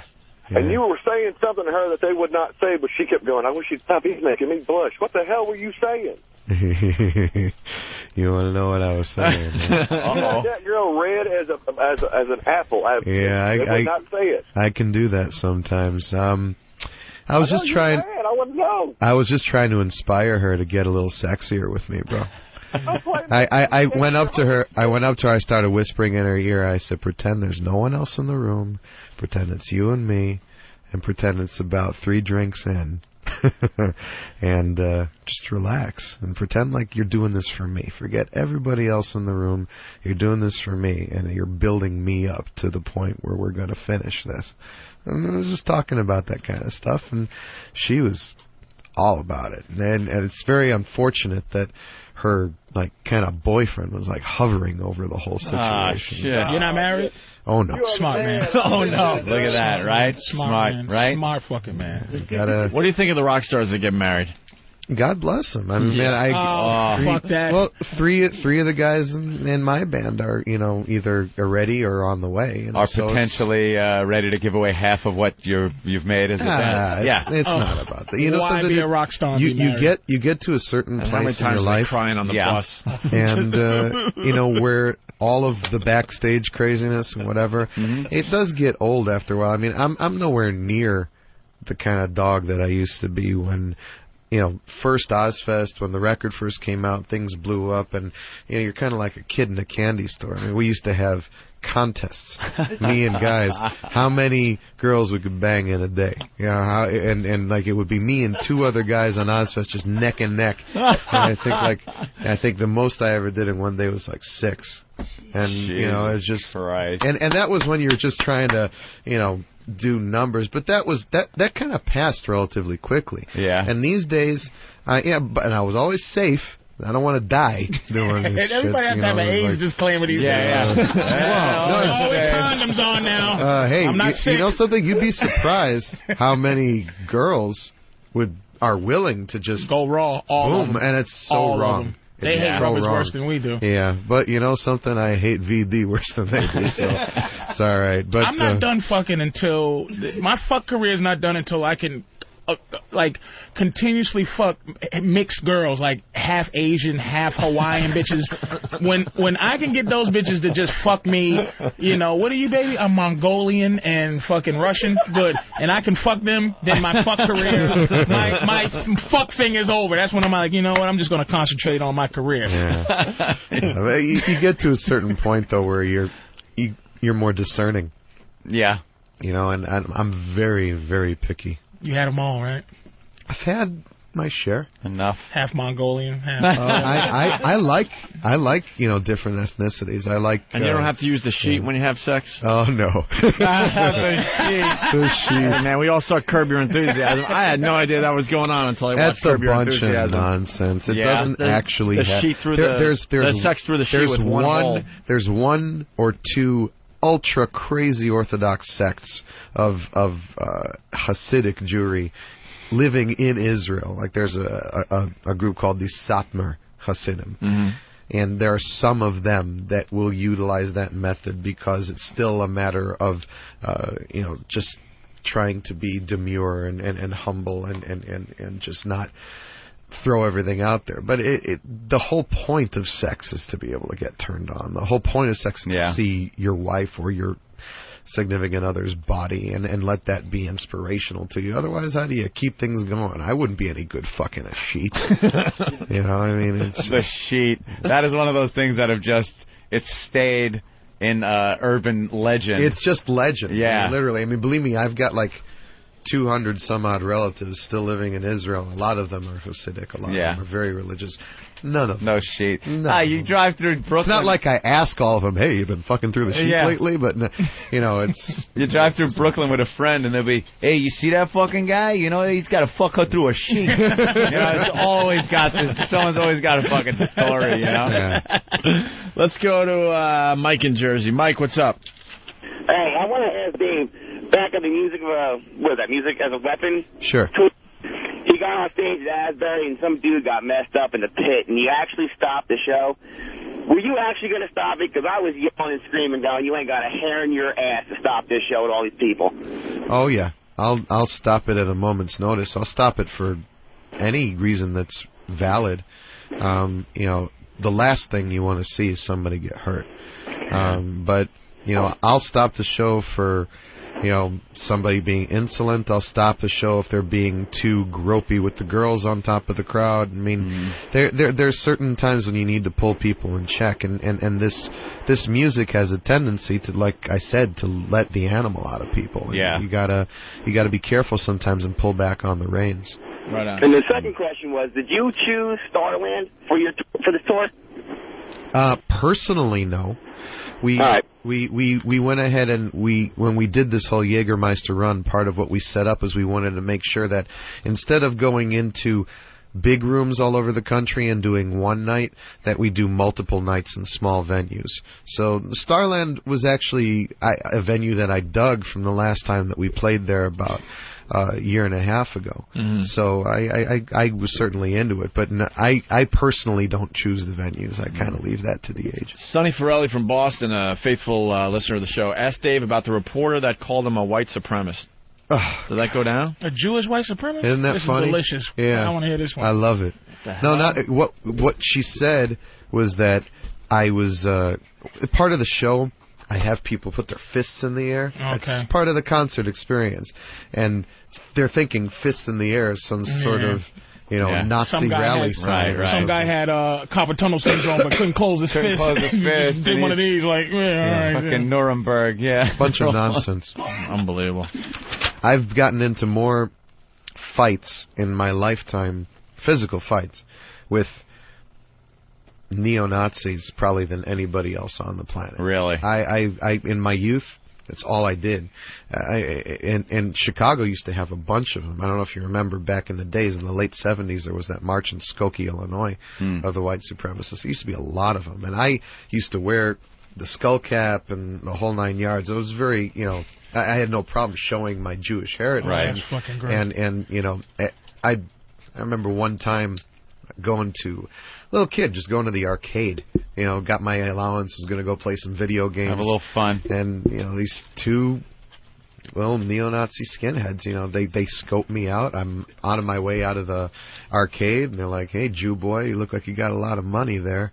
And, one guy comes behind me, grabs me by my arms, and, the other guy starts to, trying to get the wallet out of my pocket after he, gave me a nice little fist to the face. So I ducked down, lifted my heel into the guy behind me's balls, went to my bicycle, pulled off my bicycle chain, and proceeded to whip the living shit out of these guys until there was blood all over me. That's and the anger, baby. There blood it is. all over the floor. That is the fucking anger right there. I go home, I race home on the bike. I come home, I got blood all over me. My mother's like, "Oh my God, what happened to you?" I'm like, "It's not my blood." Don't worry. That's great. There's nothing that chaps my ass more than these ignorant, hateful bastards that have no reason to exist on this planet. I think every time that there's a Nazi demonstration or a march, that there should be a little bit of napalm dropped on the area. They don't deserve to live. Is that when you listen to a song? You want to talk about a final solution? But without them, we don't have Disturbed. Those two dudes made you the fucking anger we have today. I would never give them that credit. Yeah, there's plenty of things to be angry about. KKK made me funny. Who are you directing a song like Enemy? Who is that? Is that Enemy more... is a song about. It's the name of the song is actually Conflict, but Enemy is repeated a million times in the song. So, but the song is about war. People who look for an excuse to go to war. People who are always trying to find a reason, making everybody out to be an enemy. Finding one within yourself.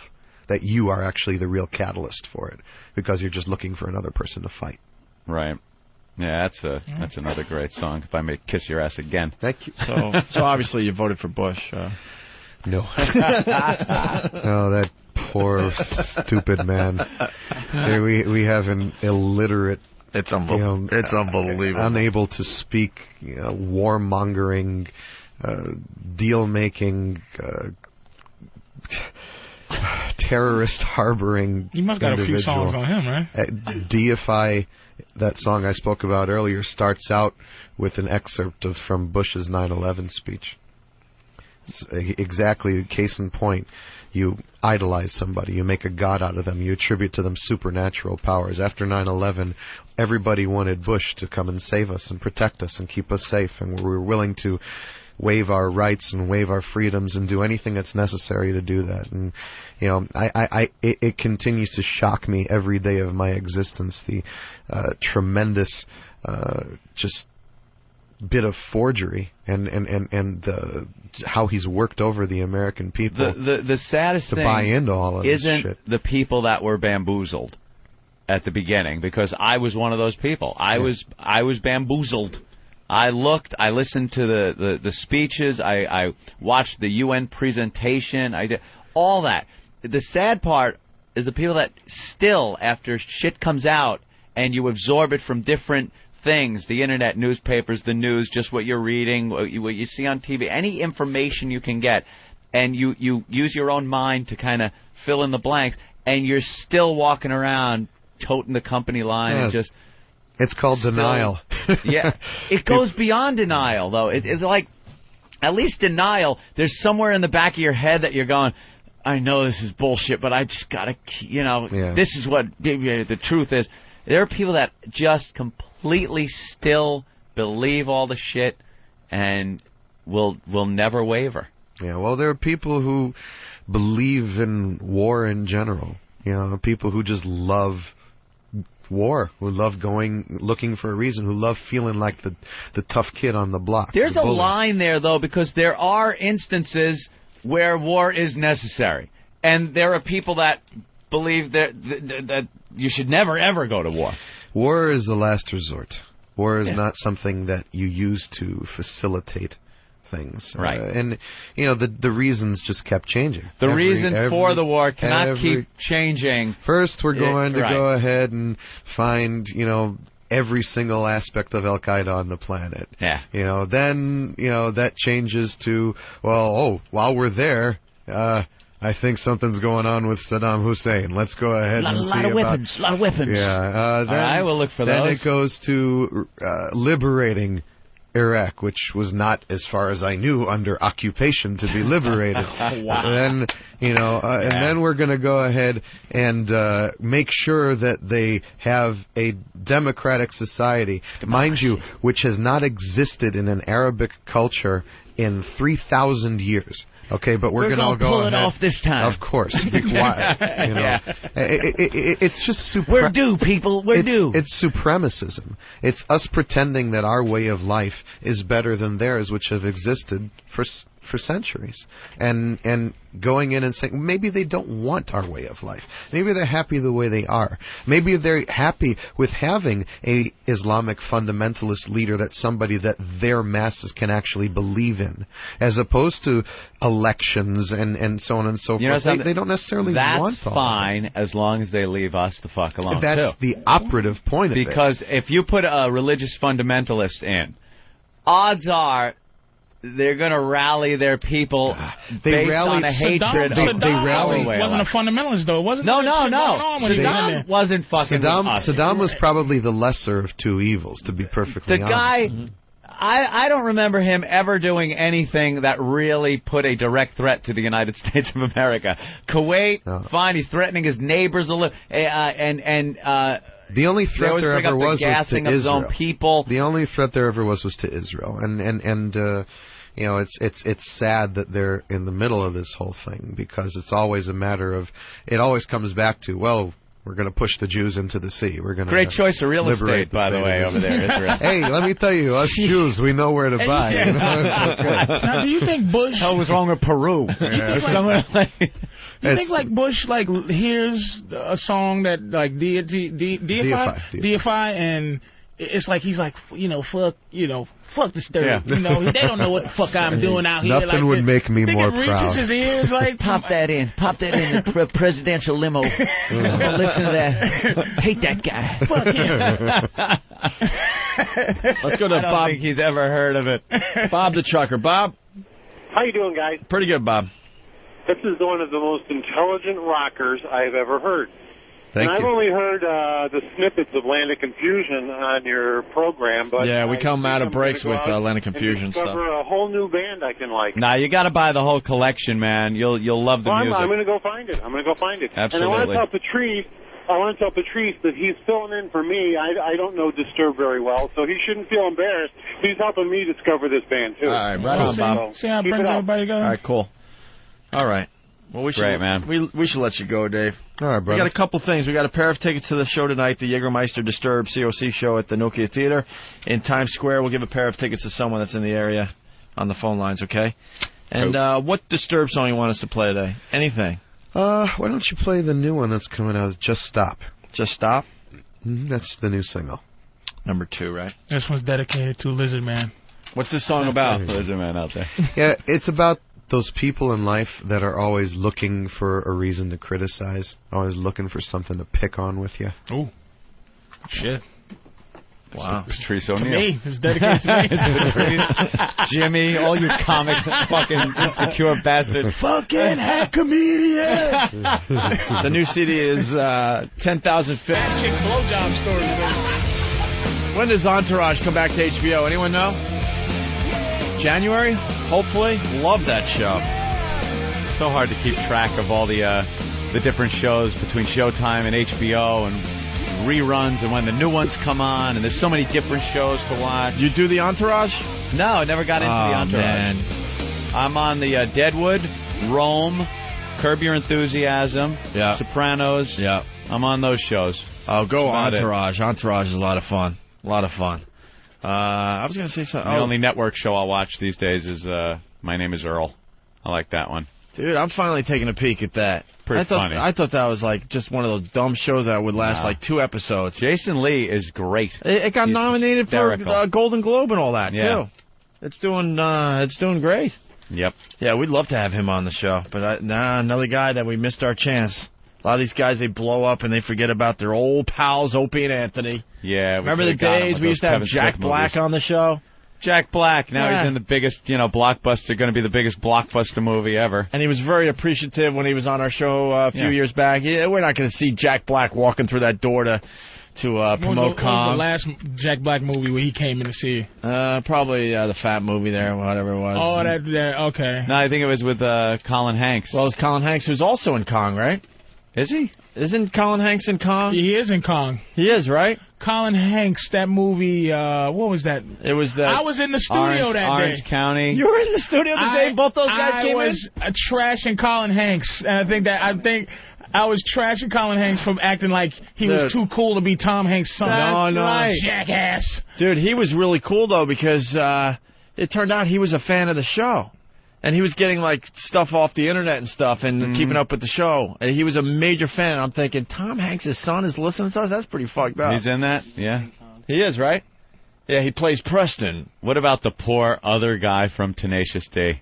Opie, what about him? What about him? What'll happen to the other guy from Tenacious D? In the words... Oh, poor thing. In the words of Moving Picture. Yeah. Moving Pictures. Yeah. Circa 19... I don't know. We'll give it 83. Yeah. What about me? What about me? It isn't fair. What about me? He's done. You know that song from Moving Pictures? What about me? One Hit Wonder. Do we have that in the old master computer? Yeah, what is he doing? He's like the other guy from Wham. Well, no, but he's as physically awful as Jack Black is, too. No matter. No, Jack Black has a lot of talent, and the other dude is in all of Jack Black's movies, playing that little small part. Oh. Just to have that loyalty thing, and then he's hoping his Jack Black connection gets him in King Kong. Yeah. Hey, dude, I think they need a guy to play the eyebrow of Kong. I'll see what I can do. They put sensors on your body, and you arch your back like when he looks happy. You're going to be the eyebrow. That's an important part. What was the movie? School of Rock or whatever it was? Yeah. I think he was like the gym teacher in the teacher's conference room. Can you do amazement with your body as an eyebrow? Oh, yeah, that's good, but no. Maybe you could play a nostril. Look, dude, I'm not going to go to Peter if you're not good at being an eyebrow, dude, all right? You can't embarrass me like this. All right. You know it's over.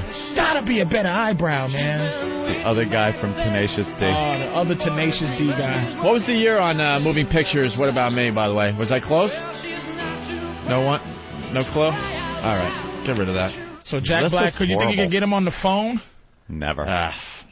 Are you kidding? You're looking at two guys that just know the game. The guy is in King fucking Kong. We get you fuckers on the way up, and we get you fuckers on the way down. So that's what I'm saying. Now, are you accepting him back? Because it wasn't a falling out. He's just not available. So when he comes back down to say he's doing King Kong 4, because he'll be on our show. Peter Jackson is not going to have anything to do with that. And he comes back and he's like, "Hey, how you doing, fellas?" Will you be like, "How come I didn't see you on King Kong 1 and 2, man?" Yeah, dude. Our show is all about, we get these guests. If we were in a time machine, man, it would be the coolest thing. Oh, A-list. It would be unbelievable. A-listers in a time machine. We're the last ones that got to interview Kato Kalin, okay? I mean, yep.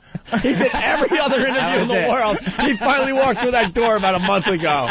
That's our hell. We get you on the way up and on the way down, man. When you're on top, no one has called us when they were on top. Who's the biggest? Who is the biggest rise from you guys interviewing? Like the biggest star from when he started at the lowest point to when you got him. You understand what the question is? Like he was really like, whew, nobody, and then was nothing. He's humongous now. Like he would go, huge. huh? We're gonna have to think about that one. There's a bunch of them out there. Jack Black, obviously. Jack Black is pretty big. He was a nobody when you first started talking? Yeah, it was just, the Tenacious D thing, yeah. Sully from Godsmack used to just hang out because he had nothing to do before he was a rock star. Can you get him on the phone? A guy named Jim Norton. Jimmy Norton is doing some HBO show Can't get Jimmy on the phone.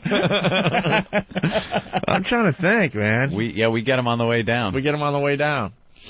And then sometimes because of our exposure, we give him a little bump up, but not enough to get him back too high. Dice. That's what I was thinking when I said that. Dice? But Dice had to be on the way down when he saw you, when he first started coming here. Oh, yeah. Dude. Dice was gigantic. And then when we had him on the show, he'd already been completely done. Did you get the Dice that looks like Don Rickles? And then he still kind of looked like Dice back then because it was, late 90s, I guess. And then, we pumped it up to the point where he played the fucking Garden again. Know who used to kiss our ass? Garden. Know who used to kiss our ass? Fred Durst. All right. We had him on before anyone knew who Limp Bizkit was. Really? Oh, and he was so thankful, and when can I come back, and blah, blah, blah, Can you get him on the phone? Right now? Is there any big stars that you goddamn guys can get on the phone right now and say, "What's up, man? This is O&A. We just wanted to say congratulations on how Jack Black wouldn't take your call." Fuck, I refuse to believe it. Who do we have? Who does Ben have in his Rolodex? That would take our call right now? Yeah. I don't know. No one, right? Not really. And that's sad. Man. You would think we would have a Rolodex and just go, all right, call this guy up. Rolodex, what year is this? All right, ready? What relationship has maintained, cultivated? And they don't have to be meteoric rise, but just a steady climb, and they were kind of low when y'all met them, but they beggar, but they still kind of say, "What's up, fellas?" And This new show, we don't have that yet. We really don't. At the old show, Jay Moore, obviously. Dennis Leary is pretty damn big, and he's still, paying us. Comics are loyal, man. Comics are loyal. Comics are different. I'm talking about actors that come on and radio and musicians. The comics, you could probably call any comic that got big when you started. And Dennis Leary was on The Big Idea last night. Donnie Deutsch is asking about Howie and the little dog company, and then Dennis basically said, "Fuck that. I have XM in my truck, and I listen to Opie and Anthony every day." That was cool. That was really cool. Yes. Fuck that. Call Jack Black right now. What's the number? Yeah, we don't have that number. He has the same number. Who's calling Jack Black? I'm telling you, something about L.A., he's lonely. King Kong. He's lonely. King Kong. He's in King Kong. He's lonely. Call him. On every interview show I've seen him on, plugging that movie. Yeah. That guy's everywhere right now. Everywhere. Oh, that's crazy. Damn, well, what are you going to do? Look who we got. We have the CEO of Bodog.net on the phone. Bodog.net's on board with us. Bodog.net, where you learn to play poker.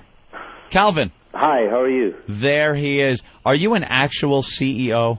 Absolutely. That's what I do day in and day out, is run Bodog.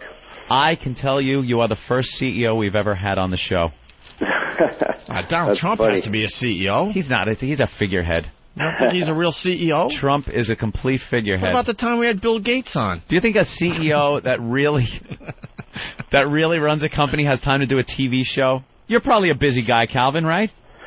I'm actually quite busy, but it's still important to take time to get your message out. So we're happy to talk to people like yourselves. No problem. CEOing. You know, the poker craze just completely took off when, of course, the World Series of Poker, the Poker Tour, the Celebrity Poker Challenge, all that. And you started seeing poker sites popping up all over the place. What made you think to get into this and not think, well, it might be saturated at this point? Well, we actually didn't have any choice but to get into the poker business because we were already big in sports betting, casino, and horse racing, and players that are playing with us obviously are also playing poker because everybody's playing poker these days. So we did it from a customer retention perspective. It makes it so that they don't have to go to another site to play poker. They can do it all with us. So from our perspective, we actually didn't look at it like as if we were starting out and starting up in poker. We were just adding another product that we knew that our already existing customer base liked. So it was a customer retention move more than anything. Horse racing online? Yeah, we have horse racing. That's Get out of here. How did that work? Well, you bet on the tracks the same as if you were actually sitting there watching it, but you bet straight into a pool with us. And, the only difference is you can't actually watch the horse race itself. See, that stinks. I want to be able to watch the horse race. Like when I go to OTB, or when I used to go to OTB, you could watch the horses run. That's it's almost like going into a casino, betting some money, and then the dealer just saying you lost and taking the money away. I want to see some cards. It's pretty funny, I agree. But we offer it, again, as a loyalty thing. It's not a super big channel for us. And we would gladly offer the actual race, but the tracks themselves don't like to give it to us. So. Well, it's all about poker these days, though. It definitely is. Poker's huge, and it's got coattails. Poker's actually, in my opinion, it's improved the respectability of the entire space. Yeah. And what does Bodog offer as far as poker goes?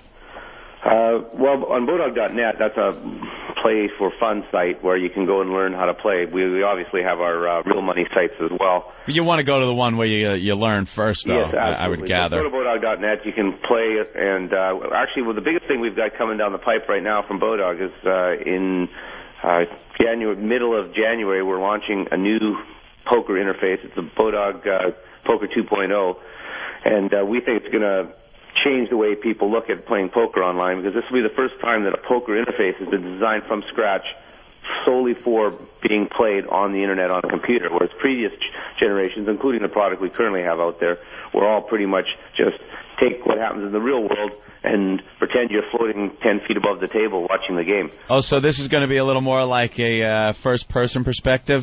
Well, it's gonna be all about you, this one. There's not going to be a table.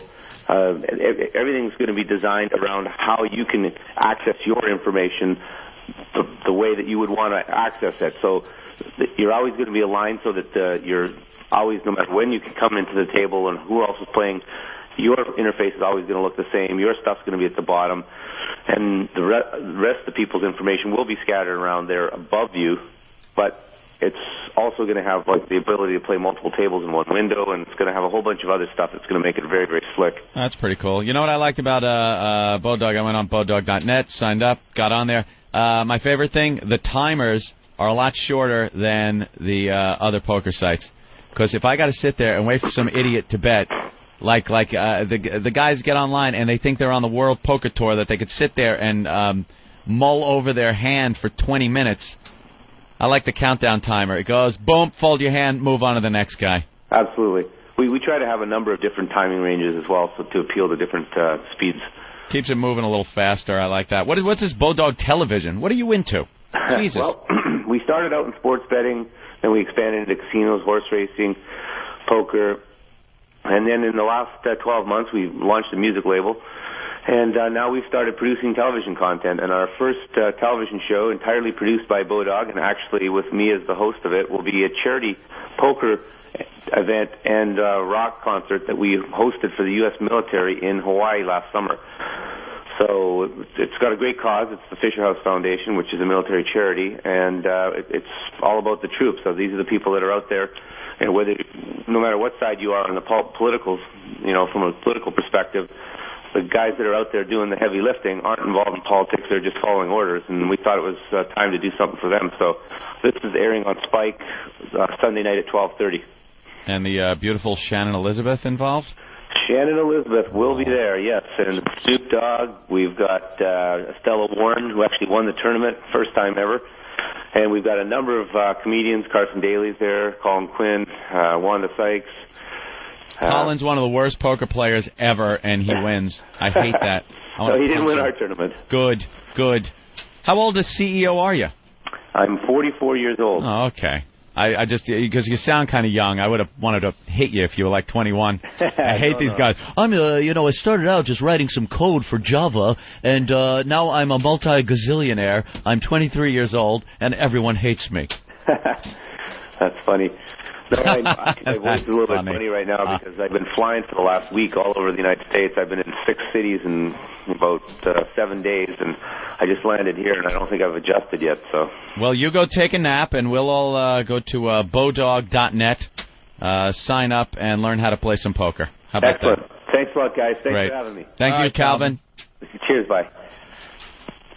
Bless Calvin. Bless Calvin Air for coming on this program and spending money, Opie. Hey, after the show today, we're going to be doing an appearance at J&R Music and Computer World. I just want to remind people at 12:30 we'll be at J&R Music and Computer World with lots of free stuff to give away.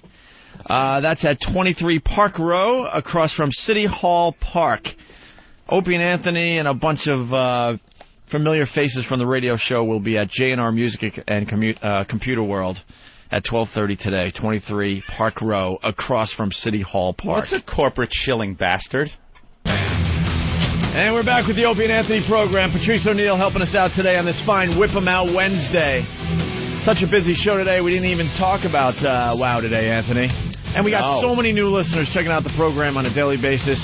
A lot of new people checking us out in Canada. XM Canada is doing great. And they just don't know about WOW. Very, very easy. Get yourself a WOW sticker, or get yourself a homemade WOW sign, or write it in the dirt on the back of your truck. Yeah, it's Basically, easy. There are women all over North America, all over the United States, and all over Canada that are willing to flash you if they see that WOW. Hence, Whip 'em Out Wednesday. If you need a official Whip 'em Out Wednesday bumper sticker, send us a self-addressed stamped envelope to us here in New York City. The address is 111 West 57th Street, New York, 10019. And that address is up on opieandanthony.com, okay? Right. Another thing, another piece of business, Christmas right around the corner, and we have Opie and Anthony stuff for Christmas. Christmas? Yeah. What do we have? Well, my brother's got to pay his bill, so help me out. Jesus Christ. Just help my brother out and buy a fucking shirt, will you? So he stops hounding me. Christmas T-shirts or? It's all sorts of Opie and Anthony T-shirts. Opie and Anthony I think T-shirts? he even has like hats now. I don't know. Makes a great stocking I think stuffer. he has like Woolies winter hats and stuff. Yeah. So go to opieandanthony.com, or what's Ziggy's site? MyRadiostore.com. MyRadiostore.com has the Opie and Anthony stuff for Right, Christmas. Hawk. And if you order there within with the that. next few days, you'll get it in time for Christmas, okay? Right. All right. Exactly. What is John talking about in Utah? John, what's up? Yeah, I thought I was getting sick of Patrice, but dang, he wrote me back in today. And I'm loving him all over again. Why were you getting sick of Patrice? I thought it was kind of seeming like the same thing for the last couple days, but Oh, it's my just God. a whole new side of him today, and I'm loving him all over. And then look at All this. It says, again, guys, another great show. Patrice gets third chair. Don't make a fucking maniac out of me. And that's Nick checking in. This whole thing is so hard to figure out, man. You can't. I think we've been having just I get killer. sick of me too. I can't even say nothing to that asshole. I think we've had I'm sick nothing of but me. killer shows with Patrice O'Neill the last week and a half. Not even a question. I mean, we look at the clock and it's almost 11 o'clock. We're like, what? What? That's a sign that we're having a good show. I get sick of me. and I get sick of me, and I get to the point where, like, the end of the show rolls around. And then I go, all right, we got like 20 hours for enough shit to happen, because by 11, you know, I'm out of shit. Yeah. I'm out of gas. Yeah. If we had to do a show till noon, we'd be in big trouble with that last hour because I got nothing left in the tank. And then That would be a 20 fun hours hour of later, radio, though. wouldn't it? Yes, Trying to it listen to would. scratching and clawing to keep above water. But then in 20 hours, miraculously, 4 hours more shit is in my head to talk about. Right. I don't know where it comes from. By the end of the show, I'm referring to myself as that Patrice guy. In my own head. The fuck is this Patrice guy talking about? And then we have 20 hours to get that material ready to go I don't for tomorrow. do anything that gives me enough information for 4 hours of conversation. Just a little rest. I don't know what it is. A little rest, and the radio guys take care of the rest while you're sleeping. I don't know. Somehow 20 hours passes.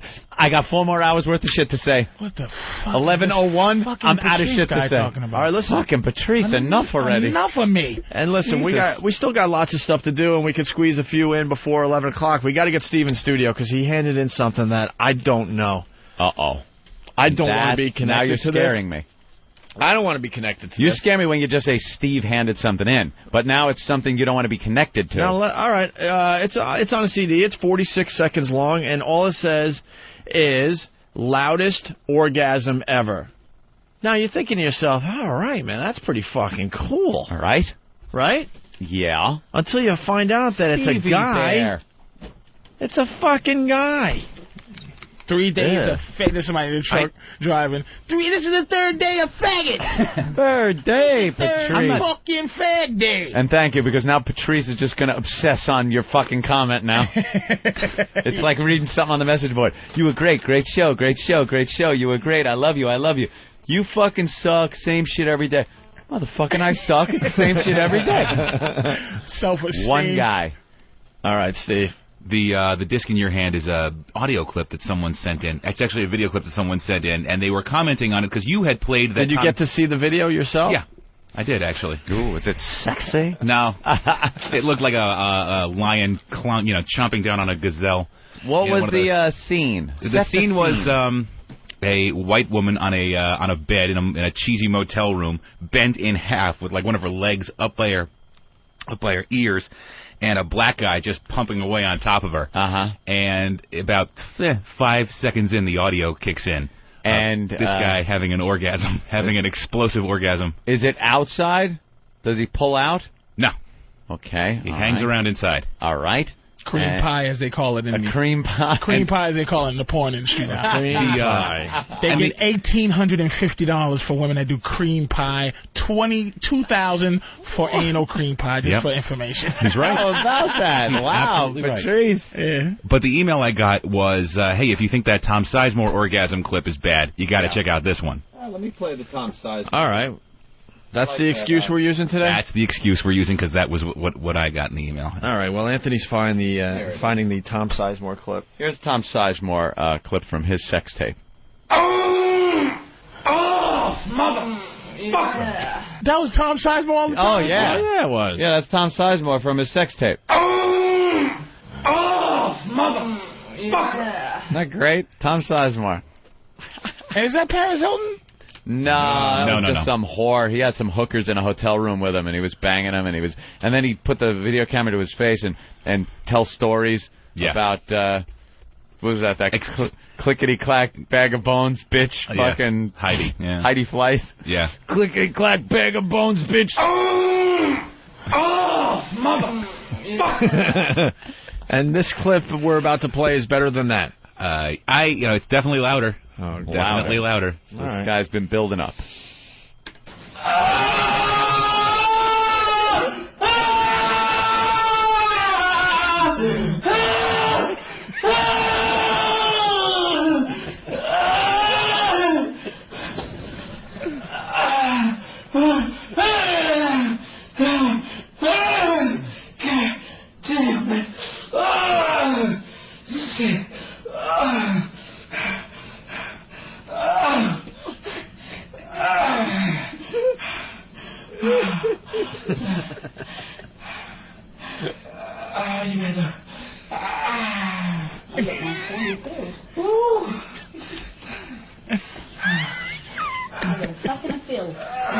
Holy crap, now that's funny. What the fuck is he?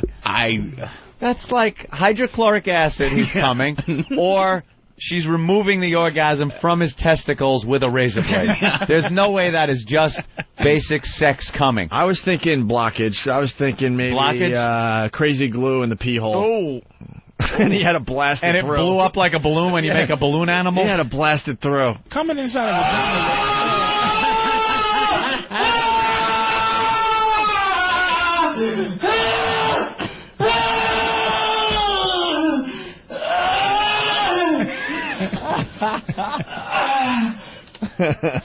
That is... Come on. Get that on my machine. Oh, yeah. We need that on our machine. And I need that right next to Tom Sizemore. Wow. Frank smells bit. Frank? Hey. You smell bit or what? I smell bit, man. You better do it. What's the bit? The loudest orgasm. Come on, guys. Yeah, but how are you going to beat that one? I don't know, dude. Someone What? In theaters, Brokeback Mountain. beat anything. Come on. All right, we'll figure something out. All right. All right. Let's say hi to Steve in Pennsylvania. Steve? Hey, that sounds like a New York City police precinct about 5 years ago. Oh, jeez. Going old school. Oh, shit. Chip, the trucker. Chip? Yeah, dude, it sounds like somebody's trying to shove a telephone pole up his ass.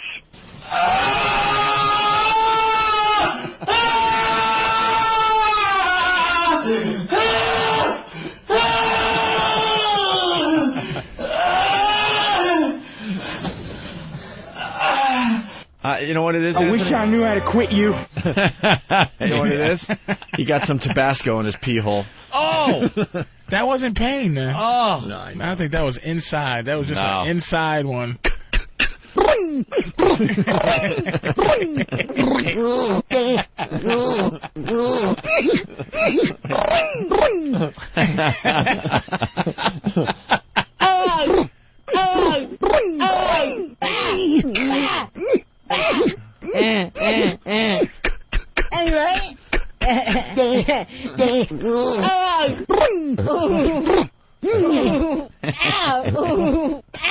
That's wonderful. Yeah, passing a kidney stone, someone is suggesting. Yeah. Wow, that's great. All right. We'll be playing that a million times in the next few months. Oh, yeah. That's a show Or opener. tomorrow. That's a show opener sound. Oh, of course. All right. The iPod porn story. Yeah. We got audio of that. We're looking to do this. I want to do this. Of course. I want to be the next porn mogul. You know how many porn moguls are out there? People making money off of this shit. And what do? We give it away.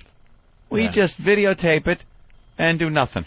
As soon as I found out that you could like download these TV shows to your iPod and your phone and all that crap, yep, I was thinking, screw Desperate Housewives. They were bragging you could get Desperate Housewives on your phone or your iPod. I knew it was going to go right to the porn. Porno. So here's the story. Porn star Ron Jeremy has made movies for the big screen, for TV, VHS, DVD, and now for wireless gadgets such as cell phones and video iPods. I think it'll spread a lot with word of mouth, you know, because like guys will go, hey, look at this.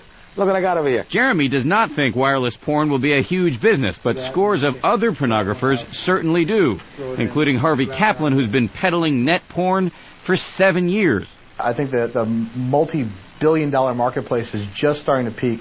Over the next 2 years or so, you'll probably see about 2,000% increase in the amount of traffic going over cellular phones. And it's got to be the freaky porn. It's got to be the freaky porn. Yep. Something you don't see every day where you can go, hey, dude, check this out. Something that wraps up quickly. Then it has that viral effect, that virus, like you just want to pass it on to everybody you know. Here's what the video iPods are good for. It's not good for a TV show.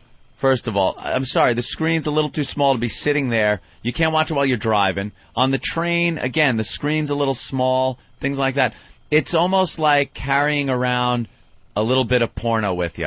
A magazine, some pictures. Remember in the old days? Hey, check out these pictures. Hubba, 23 skidoo. And they show like old pictures to each other. It's that in video. Mm-hmm. So now you could show your buddy like, check this fucking, maybe that scene that we just heard audio from. You bring that to work. You go to your buddy, dude, check this out.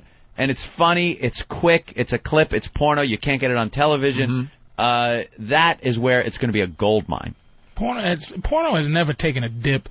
This it's just a new place to go. Because right now you guys ain't that filthy, but I'm at the level where porn is almost finished, You know, Really? I'm almost reverting back to cartoons. You know what I mean? It's just done. But there's a kid out there, 12, like I was once, who's looking at the fucking Victoria's Secrets magazine and jerking off to that without even pussy, without even titty showing. And they're gonna build up. It's just they're gonna put it now on their iPod where they get to see their little whatever they watch, and it's gonna build. It's that their new market, their VHS is what VHS is to me watching porno is the iPod to them. Oh, yeah. Where you used to pop the tape in. That's what's going to be, man. And did you ever watch the whole fucking porno? You don't watch the whole thing. I am a porno... Like, I watch it. I know the actors. I know who changed. I know what their tendencies were. I know who the stars were. I know when they started to fall. I'd watch. I'd fast forward. I'd look. I'd wait until I find a scene that I could jack off to. That's it. You know what changed about porn big now? What people don't notice? It used to be a famous woman, Vanessa Del Rio, behind the Greek Marion Chambers, fucking 5, who the fuck are these guys? Now it's one guy fucking 5, who the fuck are these girls? Really? You know the guys, you don't know the fucking girls. So weird. 6, 9, who the fuck are these women? Jenna Jameson's the last porno star. Like, girls like her wouldn't fuck black guys in the pornos. It's just known. Big-time white fuck stars, they wouldn't do it. Now they got these little, swap girls, too, and, come eyes. Come eyes. Well, that's the problem with all the girls getting into porno now, too. They all think they could be the next Jenna Jameson, but... No. But that has passed... You're so right. No. That has passed them by. No names anymore. It's like, I know the guys' names, and I'm not being a fag, but it's like, Rocco and whatever the fuck. Who are all these guys? You can just know if I could think about them. Yeah. But they're out there, and these girls is like, oh, she's a cute little... This is a cute one. Then when you see her in the next one, you go, seen this bitch. I want to see, new meat. Ouch Nigga 2, and I want to see different bitches. Ouch Nigga 2. You know what I'm saying? I don't want to see this girl again. It used to be, I got a bunch of Vanessa Del Rios. Yeah. And who's this guy fucking to move his ass out the way? Now it's one dude in different scenes. It changed. And there's no more porn stars anymore. I wouldn't know that. No idea. I just get to a good point and jack it, done. And then I would put it back in its case and put it back in the case, shelf. And that's it. It was done. All right, let's. We have one more clip. And that's what these video iPod and stuff are going to be good for. You download a quick clip. Now you can jack. Maybe you want to get the you're in school jack. Maybe you want to do the at work jack. But you can't smuggle in a penthouse or something like that, like the old days. Now you just pull out your video iPod. You're looking. Now you're in the bathroom stall. Quick clip. Quick jack. You're relaxed. Pretending you're listening to music. You're more productive. Right. There at the office. There you go. You just collect your favorite jack clips. Jack clips. That's it. That's the whole fucking thing. Jackclips.com. I'm registering it right now. Has your jacking elevated? Are you a different jacker than you was when you were maybe 10 years ago? Do you even remember your... I don't even jack anymore. You don't jack anymore? Nope. What was your favorite jack sauce back in the day? Jack sauce. Jack sauce, like your favorite moisturizer. In the old days, it's nothing but Vaseline around the house. When I was a kid, I couldn't leave shit around the house. KY, what am I going to leave? Fucking Aqua Lube? There was nothing around there. It was whatever was laying around the house. Fucking Vaseline intensive care lotion. You still jacking now? No, I do fucking. You're not a jacker. No, I used to be a big jacker. Jacking. I'm not jacking anymore. You're not jacking anymore. Not at all. When's the last jack? And I used to admit it. Jesus, dude, we're running out of show, and now you come by. Who's that? Pepper from Corrosion of Conformity. Ah. What the hell happened to you, dude? We got like 4 minutes left in the show. Wow. This is not my fault. We got Pepper. Holy shit, Pepper. We got Pepper from Corrosion of Conformity. Sit there for 1 second. I got to play a 20-second clip here from a family group that's concerned about the iPod porn. According to one industry estimate, worldwide mobile porn sales will total $1 billion this year, a more than 50% increase over last year, worrying some family groups. Because you can monitor what your own child downloads off the internet, but with these new mobile devices, you don't have any control over what your child might see or might be exposed to from the child who's sitting next to them in the bus. Anti-pornography activists are urging the government to crack down and warning parents to be vigilant. Good luck. Warning parents to be vigilant. Good luck. Good luck with that. God damn it, someone's got jackclips.com. Really? Any domain name you could think of, someone's got it. They figured them all out. Jack Pepper from Clips. Corrosion of Conformity in studio. Pepper. Sorry, guys. What's up, bro? What happened? Literally traffic. Yeah. Such a liar. It's Christmas traffic, right? I was shopping. Yeah, it was tough crossing the street today. Huh? I got held up at FAO Schwartz. Guy's doing a show. Yeah, does someone like you go Christmas shopping? No. No. No. But you got to buy it for somebody, right? Kwanzaa shopping. No, big Kwanzaa. Is that it? Kwanzaa? Yeah. Celebrating Kwanzaa, that made-up fucking Christmas? Now, this is a fucking rocker. You think you're going to hear any goddamn Jewish jargon from this guy? Fucks no, baby. You're getting no Israeli, no Israeli. Palestinian. The whole time I was driving over here, we drove past the building where I know the NFL commission stays at. Yeah. And I need to speak to Paul Tagliabue. Why? Because the New Orleans Saints are getting screwed. Why are they getting screwed? They're getting tossed out of there. They're going to San Antonio or some horse shit. Well, they can't quite play, you know. I know. You can't hit me over the head when I'm already in the gutter. Can't play in the shit dome. Yeah, they don't even have a dome to play in. Do you take the Saints out of a major city like that? Until you guys, you guys until what? You guys need a few years to rebuild, and then is that what you think? Yeah. Then we'll get you a football team again. Can we get a new team? You're going to get a new team. I'm telling you. Is that what you think's going down? Give it 2 or 3 years, and then the NFL is going to do the right thing. I can hang with that. The Hurricane. If it's on paper. It's got to be written down. Did we know you were from New Orleans? Yeah. Yeah, you called me during the hurricane. I was in a horse trailer when you called me. I was living in a horse trailer. How'd that work out for you? House-wise, everything fine? Terrible? Really? Did you get terrible? Terrible. Your house flooded? Gone? Mm-hmm. What happened? He lost his house, my friend Ross. Really? Yeah. That shit's bad. Of course it was bad. We saw it. Insurance take care of it or what? We had an adjuster come out. Yeah? Exactly. Nothing. Nothing. He adjusted himself and left. I own a bar in New Orleans, and I was insured by Lloyd's of London. And I had an adjuster come out. Yeah. What did he say? Didn't he give me some fucking money? He gave me not even numbers, Hoss. You say, give me money, bitch. Yeah, I've been paying you. It's coming, Hoss. What's wrong with you, Hoss? I've been paying you the premiums. Now you got to pay off. Sorry, you lost the bet. Exactly. I pay you premiums. If nothing happens, you win. So what? If my house gets fucking flooded, that's what I was thinking. They ran away. Isn't that how insurance is supposed to work? No, I don't think anybody's gotten paid out yet. Right. God damn. So what do you do? You just stay away from New Orleans? No, I'm going home. Hell no. Did you get your ATM card? I can bang a nail. The $2,000 ATM card? Yeah, did you get one of those? From the Red Cross? Giving the Red Cross cards? Well, you know, when I did go back to New Orleans, I enjoyed seeing people with the Red Cross cards. Yeah? Like people who went to L.A. and got them.